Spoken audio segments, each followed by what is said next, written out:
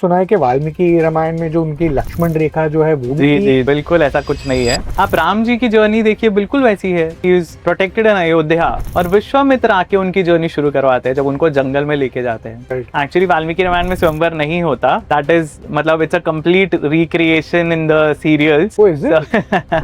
वामन जयंती आप देखिए, this is probably the only festival जो एक असुर के लिए है। राक्षस जो है वो नरभक्षी होते थे, they used to eat humans. बहुत क्लियरली लिखा हुआ है महाभारत में भी रामायण में भी। वो रावण के पास जब जाती है ना, वो पहले बोलती है ऐसा ऐसा हुआ। रावण पहले ही डजंट बॉदर। जब वो सीता की सुंदरता के बारे में बताती है तब रावण को इंटरेस्ट आता है। तो वाल्मीकि रामायण है, that is the original story. उसको कहा ही जाता है आदि काव्य। तो और ये देव दिवाली और इसके बीच में भी कुछ डिफरेंस है? अगर आप वाल्मीकि रामायण पढ़ेंगे तो आपको रियलाइज होगा कि सीता को जैसा उनका कैरेक्टर सीता जी का हम दिखाते हैं ना कि वो बेचारी अबला नारी, वैसी वो बिल्कुल भी नहीं थी। वाल्मीकि रामायण में she is a very head strong woman. Hello and welcome, Dr. Vineet Agarwal. Thank you so much. And thank you for coming Expert Talk with Bhavya Desai पे. My pleasure. पहले तो ऑफकोर्स दिवाली का टाइम है, तो जी। आपको और आपके family members को आपको भी एंड आपकी पूरे ऑडियंस को, everybody, wish you very happy Diwali. Thank you so much. Because Diwali है तो नेचुरली रामायण के बारे में बात करना एक बहुत ही इंटरेस्टिंग टॉपिक है। प्लस जनरली बिकॉज रामायण एक इतनी इम्पोर्टेंट स्क्रिप्चर्स है हमारे रिलीजन में एंड ऑफ कोर्स हमारे इंडिया के इतिहास में जी। सो इसके वजह से मैं बहुत एक्साइटेड हूँ इस कॉन्वर्सेशन के लिए। तो पहले तो कैसे हैं आप? मैं बहुत बढ़िया हूँ। Thank okay, you. Off the record मतलब कि डॉक्टर विनीत अग्रवाल, तो ये डॉक्टर इज इट व्हाई? जी, I am a medical doctor, right. But thereafter instead of joining a hospital I join the industry. Actually मैंने एमबीए किया है उसके बाद। हाँ। और I am working in the pharmaceutical industry. अच्छा, so तो yeah the title sticks to you, right? Hindi में बात करेंगे बिकॉज़ हाँ, थोड़ा मतलब आप एक बार डॉक्टर का टाइटल आपको मिल गया है तो वो तो रहता ही है। But I am in a related industry, तो हेल्थ केयर इंडस्ट्री ही है, फार्मास्यूटिकल इंडस्ट्री। राइट, तो मतलब आप doctor as in its because you actually. Yes yes yes. Great. Okay, पहला क्वेश्चन, ये दिवाली क्यों सेलिब्रेट की जाती है? सो दिवाली के तो बहुत सारे एसोसिएशंस हैं दिवाली के। और इनफैक्ट काफ़ी लोगों को स्पेशली नॉर्थ में एक बड़ी दिवाली एक छोटी दिवाली, ये दो चीज़ें पता होती है लोगों को। और भाई दूज क्योंकि एक दिन छोड़ के आता है उसके। बट एक्चुअली अगर आप पुराणों में देखेंगे तो 6 दिन का फेस्टिवल होता है दिवाली, जो द्वादशी से शुरू होता है। एंड द्वादशी महाराष्ट्र में यहाँ मनाते हैं, वसुबरस बोलते हैं उसको। सो दैट्स कॉल्ड द वत्स द्वादशी। और उसमें जो नए बच्चे पैदा होते हैं, काफ्स जो हैं, कैटल जो है, क्योंकि सबके घर में पहले तो होते थे गायें होती थी, कैटल होती थी। तो एग्रेरियन इकोनॉमी है हमारी अभी भी काफ़ी, about 60% of population I think अभी भी है जो विलेजेस में है।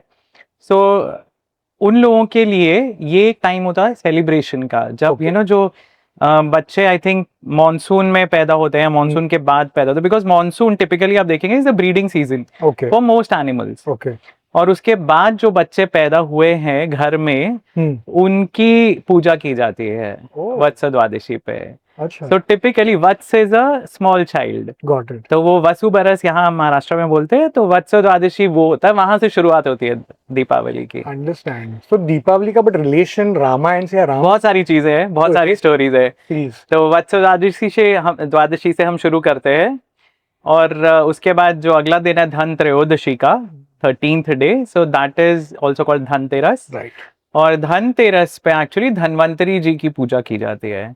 बहुत से लोग लक्ष्मी जी की पूजा करते हैं, विच इज ऑल्सो फाइन। पर लक्ष्मी जी के साथ साथ धनवंतरी जी का भी उस दिन ऐसा माना जाता है कि समुद्र मंथन में से वो दोनों निकले थे। सो धनवंतरी इनफैक्ट लास्ट थे जो समुद्र मंथन में से निकले, क्योंकि अगर आपके ऑडियंस को पता हो स्टोरी समुद्र मंथन की, तो वो पूरा किया ही गया था अमृत को पाने के लिए। और सब चीजें उसमें से जब निकलती हैं, सारी रिचेस निकलती हैं, और लक्ष्मी जी भी उसमें से ही निकलती हैं। और एंड में धनवंतरी निकलते हैं एक अमृत का कलश हाथ में लेके। और ये धनवंतरी हैं जिनको हम आयुर्वेद के देवता मानते हैं। सो धन त्रयोदशी एक्चुअली लक्ष्मी जी के साथ साथ लोग सिर्फ धन पे फोकस करते हैं पर ये धनवंतरी के लिए भी है। Oh so health is wealth, right, जैसे बोलते हैं प्रवर्ब है। सो एक्चुअली ये फेस्टिवल में दोनों चीजें मर्ज हो जाती है, तो आपको वेल्थ ही नहीं हेल्थ का भी ध्यान रखना है। इंटरेस्टिंग। सो ये धन त्रयोदशी होती है। सो अगले दिन चतुर्दशी को हम कहते हैं नरक चतुर्दशी। वो जो लेजेंड है वो कृष्ण जी से रिलेटेड है। ओके। सो महाभारत की कहानी में हमें पता है कृष्ण जी का एक बहुत बड़ा योगदान है, पर हमें ये पता है कि कृष्ण जी ने खुद लड़ाई नहीं की थी महाभारत में, राइट। लेकिन उन्होंने बहुत सारे राक्षसों को मारा है महाभारत की लड़ाई के पहले। बचपन में तो मारा ही है उन्होंने, राइट। पूतना थी, तृणाव्रत था, धेनुकासुर था, प्रलंबासुर था, बहुत सारे राक्षस हैं जो कंस ने भेजे थे। पर उसके बाद भी, बड़े होने के बाद भी उनकी काफी सारी बैटल्स हैं, बहुत बड़ी बड़ी बैटल्स हैं काफी असुरों के साथ, और उनमें से एक था नरकासुर। सो नरकासुर एक ऐसा टायरेंट बताया गया है स्क्रिप्चर्स में, भागवत पुराण में भी उसकी स्टोरी है, जो जहां पे भी अटैक करता था वो वहां से स्त्रियां अबडक्ट कर लेता था, किडनैप करके लेके आता था वहां से, और उसका एक हैरम था बहुत बड़ा जिसमें 16,100 स्त्रियां बंदी थी। सो नरक चतुर्दशी के दिन कृष्ण जी एक्चुअली नरक को मारते हैं, नरकासुर को मारते हैं और उन स्त्रियों को रिहा करते हैं। और ये जो स्त्रियां हैं obviously you know they have been kidnapped, probably sexually exploited, तो वो बहुत हेजिटेंट होती हैं अपने घर वापस जाने के लिए। और वो कृष्ण जी को ये कहती हैं कि अब हमें कोई एक्सेप्ट नहीं करेगा, सोसाइटी हमें एक्सेप्ट नहीं करेगी। सो आप ही हो जो हमारा सहारा हो। तो कृष्ण जी वहां पे एक बहुत बड़ा डिसीजन लेते हैं, और वो उन सब स्त्रियों को अपनी पत्नी का दर्जा देते हैं। गोपियां जो है वो ये है? नहीं, गोपियां अलग है। गोपियां तो व्रज में थी जो पहले थी। ये जो स्त्रियां हैं ये सारी देश भर से किंगडम्स पे अटैक करके जो नरकासुर ने जिनको अबडक्ट किया हुआ है वो हैं, पर इन सब को छुड़ा के कृष्ण जी उन्हें अपनी रानी का दर्जा देते हैं। तो द्वारका में ऐसा कहा जाता है कि द्वारका में सब रानियों का एक एक अपना अपना महल था। और एक स्टोरी है जिसमें नारद जी जब द्वारका जाते हैं तो वहां वो द्वारका में विचरण कर रहे हैं, घूम रहे हैं, और वहां वो देखते हैं ऐसे ही झांक के हर महल में एक रानी के साथ एक कृष्ण जी का फॉर्म है। तो जो वो रासलीला वाला है वो सिमिलर कॉन्सेप्ट है वो भी। हाँ, तो जैसे रासलीला के टाइम कृष्ण जी ने मल्टीपल रूप बना लिए थे, हर गोपी को लग रहा था मेरे साथ ही है कृष्ण, तो उसी तरह हर रानी को ऐसा लगता था कि मेरे साथ ही है कृष्ण। तो एक बहुत बड़ी रिस्पॉन्सिबिलिटी उन्होंने अपने कंधों पे ली, क्योंकि देखिए जो शोषित महिलाएं हैं या यू नो आज की सोसाइटी में भी it is very difficult to accept, हम सो कॉल्ड अपने को मॉडर्न सोसाइटी कहते हैं, और उस टाइम में उन्होंने 16,100 स्त्रियों का भार अपने कंधों पे लिया। That is the celebration for Narak Chaturdashi. सो ये जो हम छोटी दिवाली कहते हैं, एक्चुअली अगर आप साउथ में देखेंगे मेजर सेलिब्रेशन इस दिन होता है, नरक चतुर्दशी के दिन। और फिर अमावस का जो दिन है उस दिन पॉपुलर बिलीफ यही है कि राम जी उस दिन वापस आए थे, तो इसलिए दीपावली मनाई जाती है। पुराणों में और भी उसकी सिग्निफिकेंस है, क्योंकि अमावस जो है वो पितरों के लिए होती है। सो हर अमावस के दिन आपको श्राद्ध करना चाहिए एक्चुअली पितरों के लिए। सो अमावस की जो पूजा है, दीपावली की जो पूजा, उसमें मल्टीपल एलिमेंट्स हैं इन्वॉल्व। सो उसमें लक्ष्मी जी की पूजा भी है, उसमें पितरों की पूजा भी है, श्राद्ध भी है, और उसमें एक्चुअली पूरा दिन फास्ट करना होता है आपको। फिर शाम को फीस्टिंग होती है, बस दिन भर आपको फास्ट करना चाहिए श्राद्ध करने के लिए। और एक जो अभी थोड़ा यू नो काफी सालों से चल रहा है कि क्रैकर्स यूज करने चाहिए, नहीं फायर क्रैकर्स एटसेट्रा, तो वो भी जैसे पुराण, स्कंद पुराण है, अलग अलग पुराणों में मेंशन है ये जो सेलिब्रेशन होता है चतुर्दशी का और अमावस का, तो उसमें उल्का हस्त कहते हैं जो संस्कृत शब्द है, एंड उल्का इज अ मीटियोर। हस्त means hand, so meteor in your hand. अच्छा, तो इट्स लाइक अ फुलझड़ी या उस तरह के जो फायर क्रैकर्स हैं वो इस्तेमाल करने की का चलन था, प्रचलित था ये। और उसका रीजन ये था, कहते थे कि एक तो दीप जलाने हर जगह, और ये जो है उल्काहस्त जो है उनसे आप रास्ता दिखाते हो पितरों को वापस जाने के लिए, या it's like a farewell to them got it. कि अमावस खत्म हो गई है, यू कैन गो बैक। हाँ, मतलब उनका रास्ता प्रकाशित करते हाँ हैं। प्रकाशित करते हैं। सो ऐसे अलग मल्टीपल लेजेंड्स हैं, बहुत सारे हैं। Wow. उसके बाद फिर बलि प्रतिपदा होती है, गोवर्धन पूजा भी कहते हैं, और गोवर्धन पूजा नॉर्थ में ज़्यादा फेमस है। पर बलि प्रतिपदा इज बलि महाराज से रिलेटेड है, ये विष्णु जी के एक अलग अवतार वामन अवतार से रिलेटेड है पूरी कहानी। सो केरला में जो ओनम मनाते हैं, तो Right. Onam actually coincides with the Vaman Jayanti, Vaman ji उस दिन प्रकट हुए थे। ओके। पर पुराणों के हिसाब से ये वो दिन है जिस दिन बलि महाराज वापस आते हैं धरती पे। तो उनको एक दिन अलाउड है, विष्णु जी उनको अलाउ करते हैं एक दिन जिसमें वो धरती पे आ सकते हैं, क्योंकि उनको पाताल लोक में लिमिटेड Okay. है वो, कि वहां से बाहर नहीं निकल सकते। राइट। पर ये एक दिन है साल का जब बलि महाराज कम्स टू द अर्थ। सो उस दिन बलि प्रतिपदा होती है। तो उस दिन भी पुराणों में जो थे सेलिब्रेशन बहुत सारे होते थे कि, और आप देखिए this is probably the only festival हाँ। हमारे पूरे साल में जितने त्योहार होते हैं, बहुत सारे त्योहार हैं, राइट। उनमें से ये इकलौता फेस्टिवल है जो एक असुर के लिए है। क्योंकि बलि महाराज एक्चुअली बहुत बेनेवोलेंट थे, किंग थे वो, और उनको उनसे प्रसन्न होके विष्णु जी ने ये भी वरदान देते हैं कि अगले मनवंतर में आप इंद्र बनोगे। So he is one of the chiranjeevis, सप्त चिरंजीवीज की जो लिस्ट है उसमें बलि महाराज भी हैं, और Bali will be the next Indra. So he is not like a Ravana जो है, हम रावण को जलाते हैं पर बलि की पूजा करते हैं। So there is a difference. So असुरों में भी अलग अलग, जैसे प्रहलाद थे, और प्रहलाद की लीनिएज में ही है बलि। राइट। सो ये जो अगला दिन होता है वो बलि प्रतिपदा का होता है। और फिर सेकेंड डे जो है आफ्टर दैट इज कॉल्ड यम द्वितीया, जिसको हम भाई दूज बोलते हैं। तो भाई दूज, भाऊ बीज, भाई फोटा, अलग अलग नाम है अलग अलग स्टेट्स में। And that is the celebration of brother and sister bond. तो उसमें कहानी है यम और यमुना की, जो भाई बहन है, सूर्य के की संतान है। ओके। और यमराज काफी टाइम, मतलब उनको यमुना बुला रही होती है बहुत दिनों से कि आप मेरे घर आओ, और यमराज कहते हैं मैं बहुत बिजी हूँ, मेरे पास टाइम नहीं है, जो टिपिकल हमारी स्टोरी है लाइफ की। और ये वो दिन है जब फाइनली यमराज अपनी सारी ड्यूटीज छोड़ के यमुना के अपनी बहन के घर जाते हैं, और यमुना उन्हें खाना खिलाती हैं। सो वो ट्रेडिशन है। और वो गिफ्ट, भाई जो है वो गिफ्ट्स लेके बहन के घर जाता है, और बहन उनके पसंद की सारी चीजें बनाती हैं, पकवान बनाती हैं उन्हें खिलाने के लिए। सो दैट इज द ट्रेडिशन। तो ये वसु बरस से शुरू होके भाई दूज तक के 6 दिन की जर्नी है दिवाली की। इंटरेस्टिंग। तो और ये देव दिवाली और इसके बीच में भी कुछ डिफरेंस है? डेफिनेटली। देव दीपावली जो है वो 2 हफ्ते बाद आती है। वो पूर्णिमा के दिन आती है।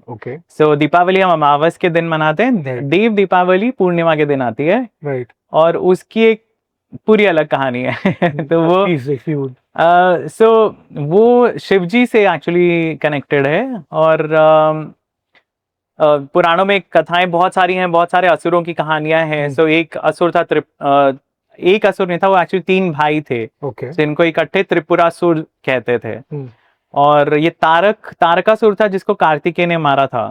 एक राक्षस, एक असुर था तारकासुर, उसके 3 बेटे थे ये। और मतलब अगर आप कहानी वो पढ़ते हैं उसमें, पुराणों में जब आप डिटेल्स पढ़ते हैं, आपको लगता है कि यार ये कुछ साइंस फिक्शन से रिलेटेड है। It's beautifully written, you know, कि वो तीनों की अलग अलग फ्लोटिंग सिटीज हैं, और ये वरदान मांगते हैं ब्रह्मा जी से कि ऑफ कोर्स हर असुर सेम वरदान मांगता है कि मैं अमर हो जाऊं, पर ब्रह्मा जी बोलते हैं वो पॉसिबल नहीं है। तो ये कुछ ना कुछ युक्ति ढूंढते हैं हर बार। तो ये तीनों बोलते हैं कि ठीक है, हमारी मृत्यु तभी हो जब हमारी सिटीज जो है ना वो एक लाइन में आ जाएंगी। Which is very difficult to happen, क्योंकि ये फ्लोटिंग सिटीज है। सो आप समझिए एक तरह से अगर एक प्लैनेट की सैटेलाइट्स हैं, सो वो तीनों सैटेलाइट्स अलाइनमेंट में होने चाहिए, only then they can be destroyed. तो वैसा एक वरदान है। और देवता बहुत परेशान है, क्योंकि ये अपने विमानों में आते हैं, अटैक करके चले जाते हैं। So it's almost like star Wars, कि यू नो असुर आ रहे हैं, वो अपने एडवांस्ड टेक्नोलॉजी यूज करके दे आर अटैकिंग अर्थ, और दे आर अटैकिंग द देवताज। मोस्टली स्वर्ग पे अटैक करते हैं, तो देवता बहुत परेशान है इनसे। और देवता शिव जी के पास जाते हैं कि आप हमें बचाइए। सो एक ऑपरच्यून टाइम, ये मतलब 1000 सालों में एक बार ऐसा होगा कि वो तीनों अलाइनमेंट में आएंगी। सो उस एक मोमेंट पे you have to destroy them. Right. तो वो काम शिव जी करते हैं, और वो भी एक बहुत ग्रैंड डिस्क्रिप्शन है कि मतलब वो धरती उनका रथ है, मेरू पर्वत को वो धनुष बनाते हैं, और जो उनका अस्त्र है वो इट्स अ कॉम्पोजिट, जिसमें नारायण है, अग्नि है, वरुण है, वो तीन देवताओं का कॉम्पोजिट है वो। और उस अस्त्र से फिर वो मिसाइल वो फायर करते हैं, और वो तीनों सिटीज जो है वो डिस्ट्रॉय हो जाती हैं। सो वो एक बहुत पॉपुलर डिपिक्शन है शिव जी का। इनफैक्ट अगर आप एलोरा केव्स जाएंगे या कहीं पे भी जहाँ पे भी शिव जी के केव्स है, वहां पे हमेशा वो डिस्क्रिप्शन मिलता है त्रिपुरांतक शिव का, जिसमें वो एक धनुष खींच के खड़े हुए हैं। इंटरेस्टिंग। तो ऐसी बहुत सारी स्टोरीज हैं। ये बिकॉज ये तभी डिस्ट्रॉय किया था, इसीलिए उसका नाम उस दिन देव दीपावली है, उस दिन देवताओं ने दीपावली मनाई। ओह, सो दैट्स व्हाई देव, एंड हाँ। शिव जी के ऑनर में, बिकॉज उन्होंने डिस्ट्रॉय किया। हाँ सो इंटरेस्टिंग, ग्रेट। मतलब ये काफी मतलब there so many unknown characters, कितनी सारी अननोन स्टोरीज है, एंड वही मतलब लार्जली वही हमारा भी थीम है आज का कॉन्वर्सेशन का, बिकॉज रामायण को भी लेके कितने सारे, मतलब ऑफ कोर्स हमें सब पॉपुलर लोगों कैरेक्टर्स जो है रामायण के उसके बारे में काफी पता है लोगों को भी, बट उसमें भी छाट छाट के निकालना कि क्या इंटरेस्टिंग है और क्या लोगों को नहीं पता जी। तो उसके बारे में भी मेरे दिमाग में था कि आज हम इसके बारे में बात कर सकते हैं। उनके शुरू होने के पहले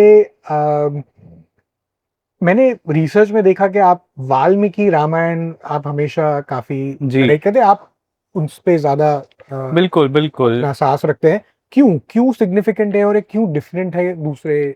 सी उसका सिंपल सी चीज है, अगर आप आज you know because lot of audience today you know youngsters might like Harry Potter, right. किसने लिखी है हैरी पॉटर? जेके रोलिंग ने, राइट। अब किसी और ने further down the line after few years Harry Potter rewrite कर दी, राइट। वही कैरेक्टर्स हैं, स्टोरी उसने चेंज कर दी, उसमें आपने हैरी पॉटर को विलन बना दिया। Further, you know, a few years down the line, after a few centuries, people will start debating कि कौन सी वाली सही है, हैरी पॉटर हीरो था या विलन था। राइट। आप कैसे सेटल करोगे डिस्प्यूट कि भाई जो सबसे पहले लिखी गई थी स्टोरी, जो ओरिजिनल वर्जन है स्टोरी का, वो क्या है? Right. It's as simple as that. जो वाल्मीकि रामायण है that is the original story, उसको कहा ही जाता है आदि काव्य। ओके। वाल्मीकि जी को आदि कवि कहा जाता है। इस कहानी को जो उन्होंने रचना की है, बेसिकली मतलब उनके द्वारा रचित नहीं है, इट्स अ क्रोनिकल। राइट। उन्होंने लिखा है, he put down what he saw. Right. और इतिहास है, तो महाभारत और रामायण को हम इतिहास कहते हैं, पर उनको एक कहानी के फॉर्म में पिरोया गया है। उस इतिहास को एक स्मूथ नैरेटिव बनाने के लिए तो आपको कहानी के फॉर्म में लिखना पड़ेगा ना उसको। सो वो जो काम है वो वाल्मीकि जी ने किया है, और सिमिलरली महाभारत के टाइम वेद व्यास जी ने किया है। तो वेद व्यास महाभारत और वाल्मीकि रामायण ये ओरिजिनल वर्जन्स हैं। ओके। उसके बाद रामायण की आपको हजारों वर्जन्स मिलेंगे, सिर्फ इंडिया में नहीं, आप इंडिया के किसी भी स्टेट में चले जाओ, हर एक स्टेट में अपना वर्जन है। नॉर्थ में रामचरितमानस ज्यादा चलती है, जो काफी डिफरेंट है वाल्मीकि रामायण से।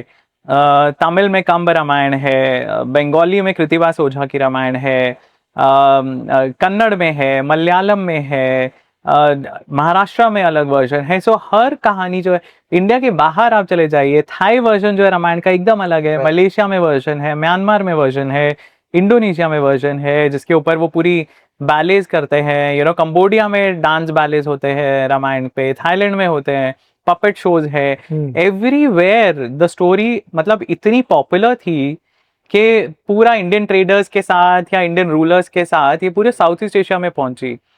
हनुमान, मतलब आप चाइना में देखिए, सबसे पॉपुलर कैरेक्टर मंकी किंग का है। राइट। सो वो कहाँ से आया है? Of course it is inspired from this, you know, story. Of course, मतलब हनुमान, इट्स वेरी अपेरेंट कि हनुमान के पास जैसे मैजिकल पावर्स हैं, जो जिस तरह के वो नॉटीनेस दिखाते हैं, सेम पैटर्न है मंकी किंग का। राइट। सो ये कहानियां इतनी ज्यादा पॉपुलर थी कि उनके हर एक जगह, हर कंट्री में, हर प्रदेश में उनके अलग वर्जन्स बन गए, क्योंकि संस्कृत सबको नहीं आती थी, तो किसी ने वो बीड़ा उठाया कि चलो मैं ये कॉमन लोगों के लिए इसको ट्रांसलेट करता हूँ. Right. So they did not necessarily have a bad intention, you know, कि हमें चेंज करना है उसको. लेकिन उस टाइम की सोसाइटी में क्या एक्सेप्टेबल है, उस रीजन में क्या एक्सेप्टेबल है, उस Right. हिसाब से थोड़ा थोड़ा स्टोरीज मॉडिफाई हुई हैं. राइट. सिमिलर टू जैसे आपने एग्जांपल दिया कि अभी के टाइम पे जैसे हैरी पॉटर है, तो if you want to say something, या तो आप उस तरह की रचना करेंगे जो रिलेट कर सके, जो रिलेट अभी कर के सके. लोगों के लिए. बिल्कुल. क्योंकि ऑब्वियसली अभी के लोग में अगर आप बोलेंगे किसी को जाके रामायण या महाभारत पढ़िए, हाँ तो नेचुरली कोई हाँ, उतना इंटरेस्ट नहीं आता लोगों को, क्योंकि लोगों को लगता है कि बहुत पुरानी कहानी है. राइट. पर आप हैरी पॉटर का भी अगर देखते हैं, it's a very typical archetype of a heroes journey, right.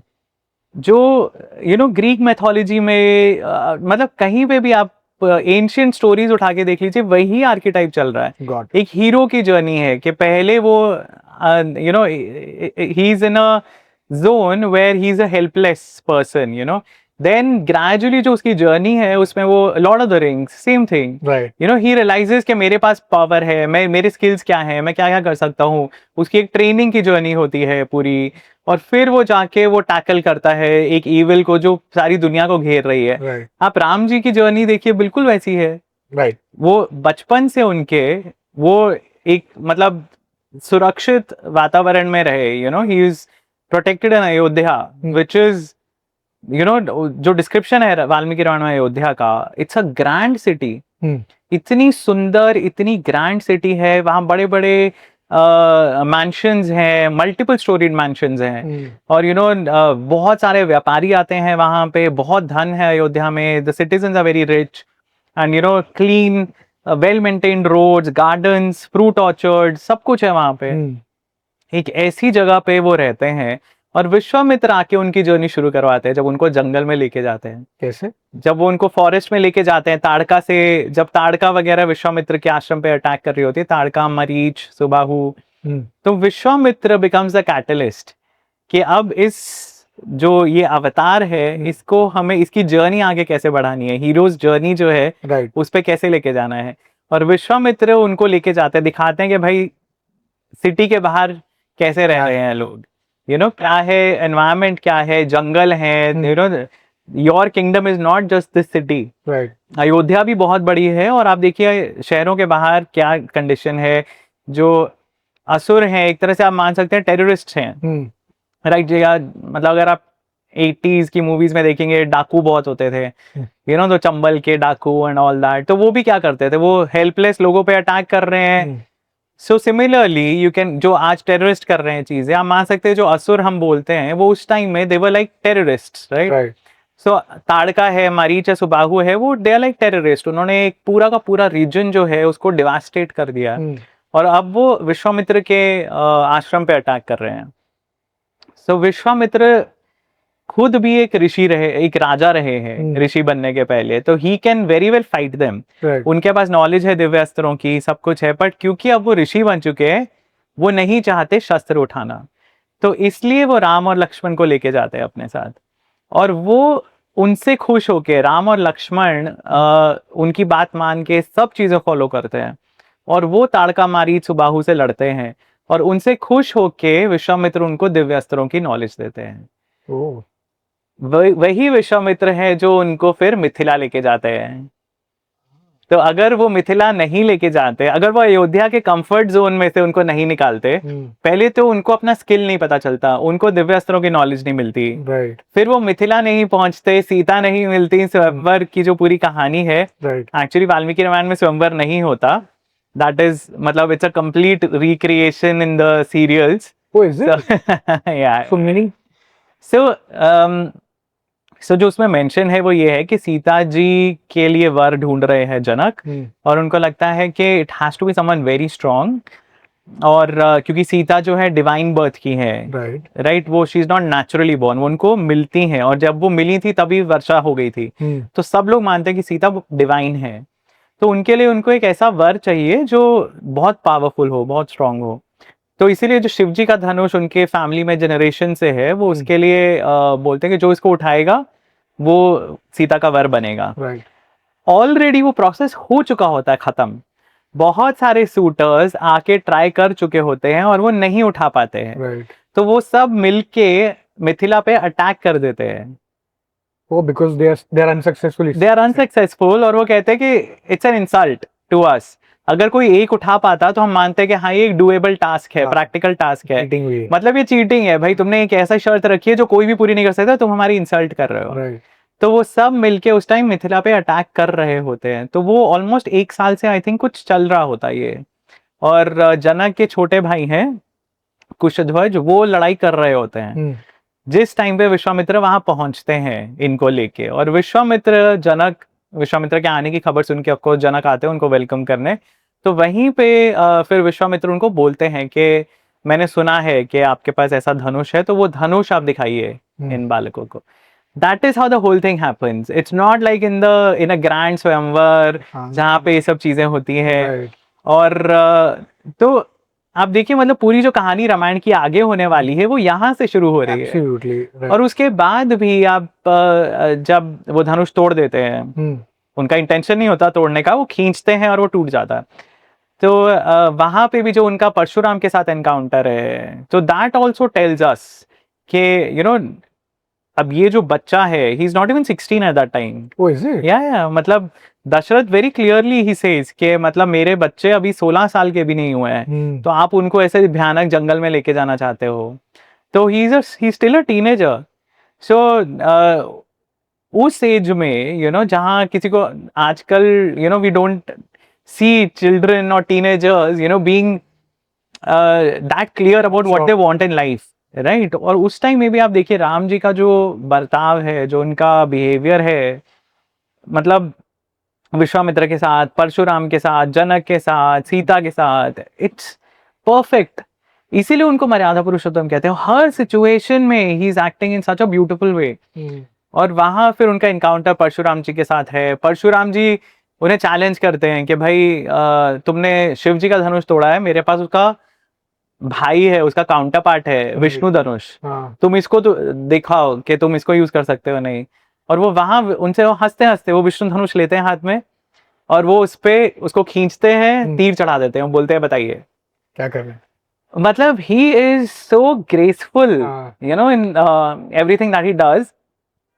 और परशुराम एकदम हक्के बक्के रह जाते हैं कि भाई ये क्या हो गया। Hmm. And he realises that his job जो थी, उनकी रिस्पॉन्सिबिलिटी थी क्षत्रियों को, ईविल क्षत्रियों को चेक में रखने की, वो पूरी हो चुकी है, क्योंकि अब जो क्षत्रिय हैं वो वैसे नहीं है। Right. सो वहां भी मतलब आप देखते हैं बहुत ही सहमा हुआ रिस्पॉन्स है उनका। और लक्ष्मण जी आप देखो वो एकदम आग बबूले होते हैं कि आपने ऐसे मेरे भाई से कैसे बात की, और वगैरह वगैरह, ब्राह्मण ऐसे बात नहीं करते, आप क्षत्रिय हैं हम, etcetera. So and Ram ji का एकदम measured response and very nicely. वहां से फिर अयोध्या आके वो लोग काफी साल वहां रहते हैं अयोध्या में। सीरियल्स में ऐसे दिखाते हैं कि भाई वो वापस आए, उनको युवराज बनाने के लिए बोला और अगले ही दिन चले गए। But actually they stay in Ayodhya for I think almost a decade. Oh. हाँ, सो वो लोग खुशहाल जिंदगी उनकी होती है वहां पे। They are of a mature age, मतलब इन देयर 20s जब उनको राजा बनाने की बात होती है। Got it. और फिर उस टाइम भी जो उनका रिस्पॉन्स है आप देखते हैं, मतलब वो बोलते हैं कि नहीं, पिता का वचन है, मैं पूरा करूंगा। दशरथ खुद बोलते हैं राम को कि तुम मतलब प्रजा सारी चाहती है कि तुम राजा बनो, राइट, तुम युवराज हो, ऑलरेडी घोषित किए जा चुके हो, राइट, अब तुम्हारे राजा बनने का टाइम है, you should rebel against me. मैं मजबूर हूं मेरे वचन से, पर तुम मजबूर नहीं हो, तुम रेबल कर सकते हो प्रजा की भलाई के लिए। ही रिफ्यूजेस, ही सेज कि नहीं, मैं आपने वचन दिया है तो मुझे पूरा करना है। कर्तव्य है मेरा। हाँ. सो बहुत सारे ऐसे ब्यूटीफुल नुआंसेस हैं उनकी पर्सनालिटी के जो हमें पता चलते हैं। और उनकी पूरी हीरोज जर्नी है वनवास में पूरा। Right. वो क्या कर रहे हैं, he is growing as a person, right, he is helping others. उनका तो कोई वहां पे दुश्मन नहीं है जब तक शूर्पणखा नहीं आ जाती। Right. तो वो इतने साल जो वनवास के हैं उसमें वो सिर्फ वही कर रहे हैं, वो ऋषियों के पास जाते हैं, अलग अलग जो ऋषियों के आश्रम है दंडकारण्य में, वो उनसे मिल रहे हैं, अगस्त ऋषि से मिलते हैं, अगस्त ऋषि भी उन्हें दिव्य अस्त्र प्रदान करते हैं। Right. So he is becoming that person now capable to deal with Ravana. Understand. और वो पूरी जर्नी उनकी ग्रोथ की जर्नी है। Right. और because also sorry but Yeah, because जो भी अभी तक हमें भी जो पता है सब कुछ, सो वो यूजुअली जो स्टोरी है वो हमेशा एक वो सीता हरण के बाद में या वनवास से शुरू होती है। जी जी तो जी इसके पहले की जो आपने ये सब काफी सारी इंटरेस्टिंग स्टोरीज बताई, मतलब वो मुझे भी ख्याल भी नहीं था, थोड़ा आइडिया भी नहीं था। सो मतलब रियली इंटरेस्टिंग। ये वनवास के बारे में बात की और लक्ष्मण के बारे में आपने बात की, तो मेरे दिमाग में एक दो सवाल आए। सो कहते हैं कि जब इन्हें वनवास हुई तो लक्ष्मण जो है वो 14 इयर्स तक ही डिड नॉट। नहीं नहीं, ऐसा कुछ नहीं है। वाल्मीकि रामायण में ऐसा बिल्कुल नहीं है। राइट। ये सारे, जैसे मैंने कहा, बहुत सारे वर्जन्स हाँ। हैं रामायण के जो बाद में आए हैं। एक आनंद रामायण है, एक अद्भुत रामायण है, आश्चर्य रामायण है। सो ऐसे बहुत सारे वर्जन्स हैं besides the regional version. Sanskrit में भी बहुत सारे अलग वर्जन्स हैं जो वाल्मीकि रामायण के ऊपर ही बेस्ड है, पर उसमें कुछ ना कुछ ट्विस्ट किए हुए, कुछ मैजिकल चीजें हैं, कुछ अलग अलग कहानियां हैं। तो ऐसा नहीं है वाल्मीकि रामायण में बिल्कुल भी। Is it हाँ, कि वो जागे और उनकी पत्नी उर्मिला सोती रही है। नहीं है नहीं so it is some version, but Valmiki Ramayan में देयर इज नो। नहीं नहीं, ऐसा कुछ नहीं है। राइट। इवन तो मैंने सुना है कि वाल्मीकि रामायण में जो उनकी लक्ष्मण रेखा जो है वो जी भी। जी जी जी, बिल्कुल बिल्कुल ऐसा कुछ नहीं है। Lakshman rekha is a much later concept. ये तो इनफैक्ट आपको रामचरितमानस में भी शायद नहीं मिलेगा लक्ष्मण रेखा, बट किसी एक वर्जन में है। But you know, dramatically, visually it looks so amazing, you know. तो वो सीरियल्स में, मूवीज में वो बना देते हैं लक्ष्मण रेखा, बट वो ओरिजिनल स्टोरी का पार्ट ही नहीं है लक्ष्मण रेखा। इनफैक्ट लक्ष्मण जी जो एपिसोड जिस तरह वो होता है उसमें एक्चुअली आपको बहुत सरप्राइजिंग लगेगा अगर आप पढ़ेंगे वो पूरा डायलॉग जो है लक्ष्मण और सीता के बीच में। सीता जी बहुत रूड होती हैं लक्ष्मण के प्रति। वो of course she is worried कि भाई राम को शायद कुछ इंजरी हुई है, और लक्ष्मण बोलते हैं मतलब आपने सोचा भी कैसे, राम है वो। उन्होंने मतलब 14,000 राक्षसों को खर और दूषण, जब शूर्पणखा के एपिसोड के बाद पूरा होता है, वो खर और दूषण अटैक करते हैं और 14,000 राक्षसों को राम अकेले मारते हैं। और लक्ष्मण को बोलते हैं तुम सीता को संभालो आश्रम में, और वो बाहर निकल के he himself he surrounded by राक्षस सेना।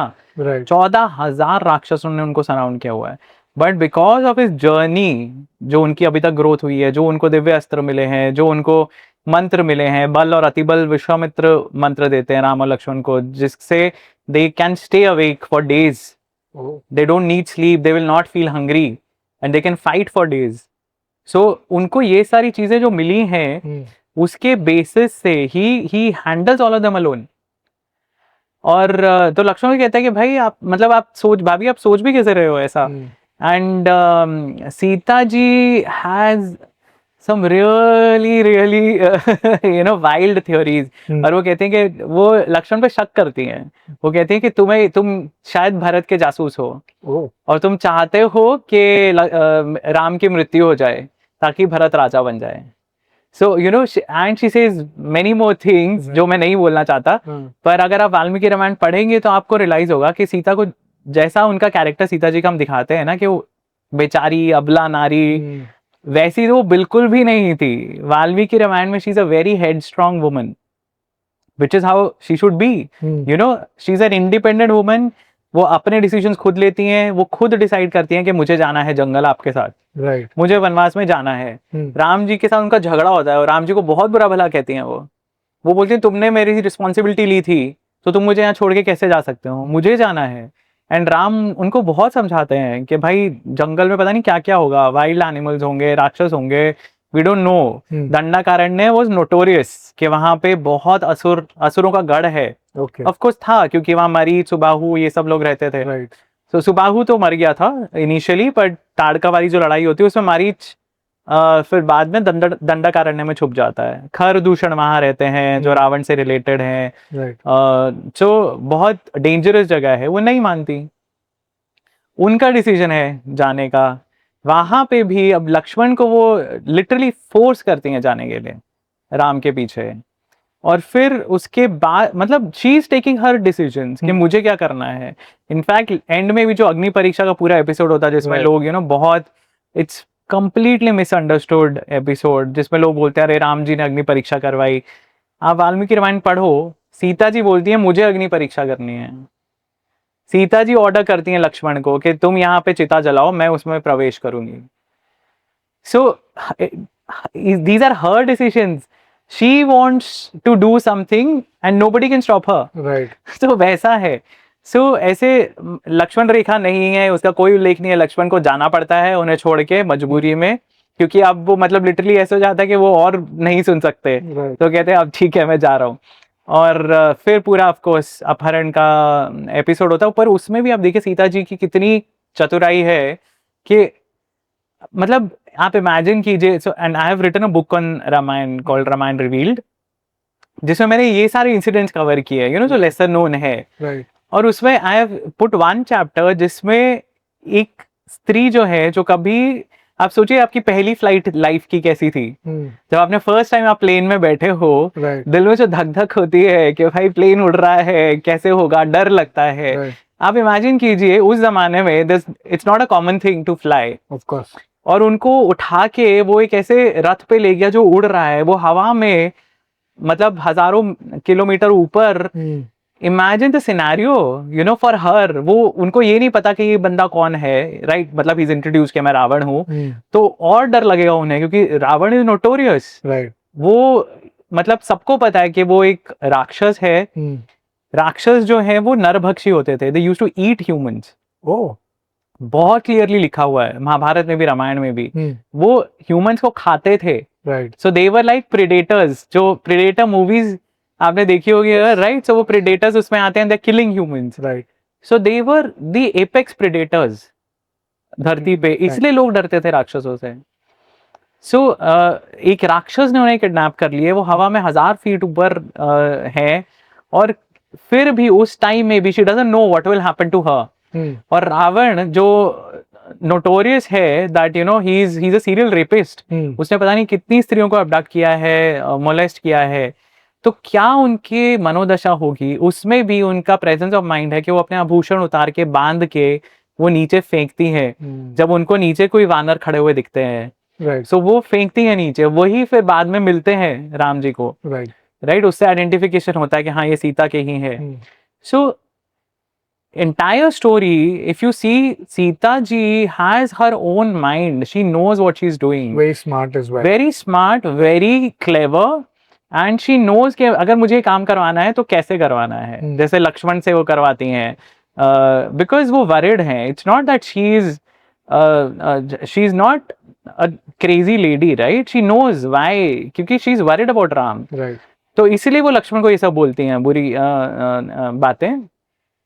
सो सारे कैरेक्टर्स का ना मतलब जो उनके पर्सनालिटी है वो बहुत स्ट्रांग है. एंड ऑल्सो काफी अच्छी तरह, जैसे आप बता रहे हैं वैसे लग रहा है उसमें काफी अच्छी तरह डिपिक्ट भी किया है. बिल्कुल बिल्कुल बहुत मतलब विस्तार में. बिल्कुल बिल्कुल. उनकी फीलिंग्स, उनकी इमोशंस, उनके फेशियल एक्सप्रेशंस, उनकी body language, the environment around them, वो कहाँ है उस टाइम, कौन से पेड़, कौन से फूल खिले हुए हैं, कौन से फल लगे हुए हैं. इतना डिटेल डिस्क्रिप्शन है वाल्मीकि रामायण में जो आप इमेजिन भी नहीं कर सकते हैं. मतलब वो सीरियल में तो दिखाना पॉसिबल ही नहीं है. Right. वो सेट यूज करते हैं जिसमें वही गिने चुने 4 पेड़ होते हैं. Right. मतलब if you go into the details of Valmiki Ramayana, beautiful. Seasons पूरे डिस्क्राइब्ड हैं कि जब वो सीता जी को ढूंढ रहे हैं तो वो वहां किष्किंधा जब पहुंचते हैं, आई थिंक उसके पहले पंपा, जो शबरी का पूरा एपिसोड है. Right. सो शबरी के झूठे बेर भी वाल्मीकि रामायण में नहीं है. I was gonna ask. या नहीं, शबरी हैं जी. पर ऐसा झूठे बेर वाली स्टोरी नहीं है वाल्मीकि रामायण में. इनफैक्ट वो वेट कर रही होती हैं वहां पे राम जी के आने का, और राम जी को मिलके वो मतलब अपना देह छोड़ देती हैं अपनी. तो वो पॉइंट करती हैं सीता के तरफ के? नहीं, ऐसा कुछ भी नहीं है. नहीं. ओके, बिकॉज़ वो भी एक पॉपुलर स्टोरी है. वैसा कुछ नहीं है. अच्छा. और सो वो उस टाइम में भी वो पूरा जो डिस्क्रिप्शन राम जी बोल रहे हैं लक्ष्मण को, so you realise that this is a guy who loves nature. जो जिस तरह से वो डिस्क्राइब करते हैं कि लक्ष्मण ये देखो, ये फूल खिले हुए हैं, ये पेड़ कितने सुंदर लग रहे हैं, और इनको देख के मुझे सीता की याद आ रही है. सो उस तरह का डिस्क्रिप्शन है. He is a sentimental, emotional, sensitive guy, who takes up arms later to rescue his wife. Yet a man's man. Yeah. So मतलब बहुत ही ब्यूटीफुल है पूरी डिस्क्रिप्शन. ये रावण जो भी आप बोल रहे हैं ये भी एक बहुत इंटरेस्टिंग कैरेक्टर है ऑफ कोर्स. बट रावण को जो, जब आप ये सीता हरण की जो बात कर रहे थे, तो रावण को सीता जी के बारे में मतलब कैसे पता चलता है कि वो शूर्पणखा। इतनी ब्यूटीफुल है? अच्छा, इस वो ही हाँ हाँ हाँ। सो एक कहानी वो भी आती है कि रावण को स्वयंवर में बुलाया था, वो नहीं उठा पाया था धनुष, वैसा वाल्मीकि रामायण में कुछ नहीं है। हम्म, वाल्मीकि रामायण के हिसाब से रावण को सबसे पहले सीता जी के बारे में पता चलता ही है शूर्पणखा से। ओके। और शूर्पणखा का भी जो कैरेक्टर है ना, वो भी आप देखेंगे वो डीवियस कैरेक्टर है वो, क्योंकि शूर्पणखा एक दानव के साथ उसकी शादी हुई थी, विद्युज्जिह्वा, जिसको रावण ने मार दिया था। सो ये लोगों को पता नहीं है रावण राजा बना कैसे। ऐसा नहीं कि भाई उसने वरदान ले लिया और वो राजा बन गया। He had to fight a lot of people, right. तो उसने सबसे पहले जो उसकी फाइट्स थी वो अपने ही क्लैंस में थी। ओके। क्योंकि असुर एक अम्ब्रेला टर्म है, उसके अंदर दैत्य, दानव, राक्षस, ऐसे अलग अलग कैटेगरीज है। रावण राक्षस है, तो उसको दैत्यों को हराना था, दानवों को हराना था, तब वो असुरों का स्वामी बनेगा। फिर वो ह्यूमंस पे अटैक करता है, फिर वो देवों पे अटैक करता है, इंद्र पे अटैक करता है एंड में। सो एक जर्नी है उसकी भी, रावण की भी। सो उस पूरे कैंपेन में जब दानवों से उसकी लड़ाई हो रही है, एक्सक्यूज मी, तो वो विद्युज्जिह्वा जो है दानवों का लीडर है, और वो उसको मार देता है लड़ाई में। एंड विद्युज्जिह्वा एक्चुअली शूर्पणखा का हस्बैंड है। सो रावण ने ही अपनी पत्नी को विधवा बनाया। ये एक बहुत बड़ा एस्पेक्ट है जो लोग बात करते हैं ना, कि रावण ने अपनी बहन के प्यार के लिए इतना किया।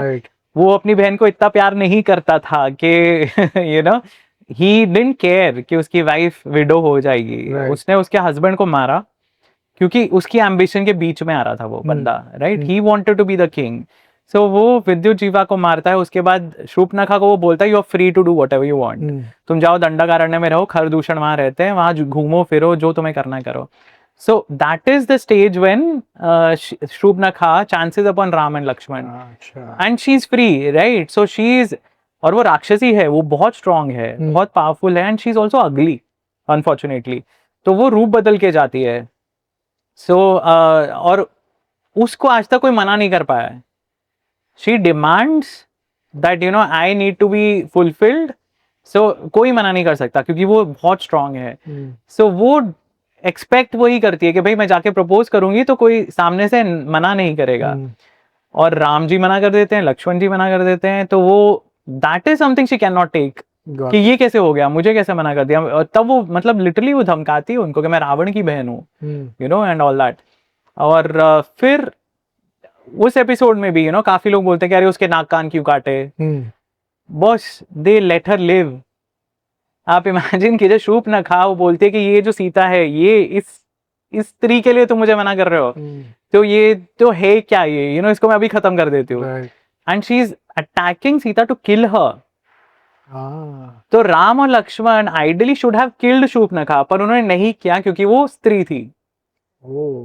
तो वो सिर्फ उसको सजा देने के लिए, उसको रोकने के लिए वो उसका नाक और कान काटते हैं as a punishment, which was an established punishment at that तभी के टाइम पे। हाँ, कैपिटल पनिशमेंट होती थी। पर आप ये देखिए कि उसको मारा नहीं, उन्होंने छोड़ दिया। Got it. और वो अब ऑफ कोर्स वो जो उसके इंसल्ट हुई है, जो उसको रिवेंज लेना है, लेकिन इसमें मल्टीपल चीजें आ जाती हैं। अब वो रावण के पास जब जाती है ना, वो पहले बोलती है ऐसा ऐसा हुआ, रावण पहले ही डजंट बॉदर। जब वो सीता की सुंदरता के बारे में बताती है, तब रावण को इंटरेस्ट आता है। तो वो दो एंगल्स हैं।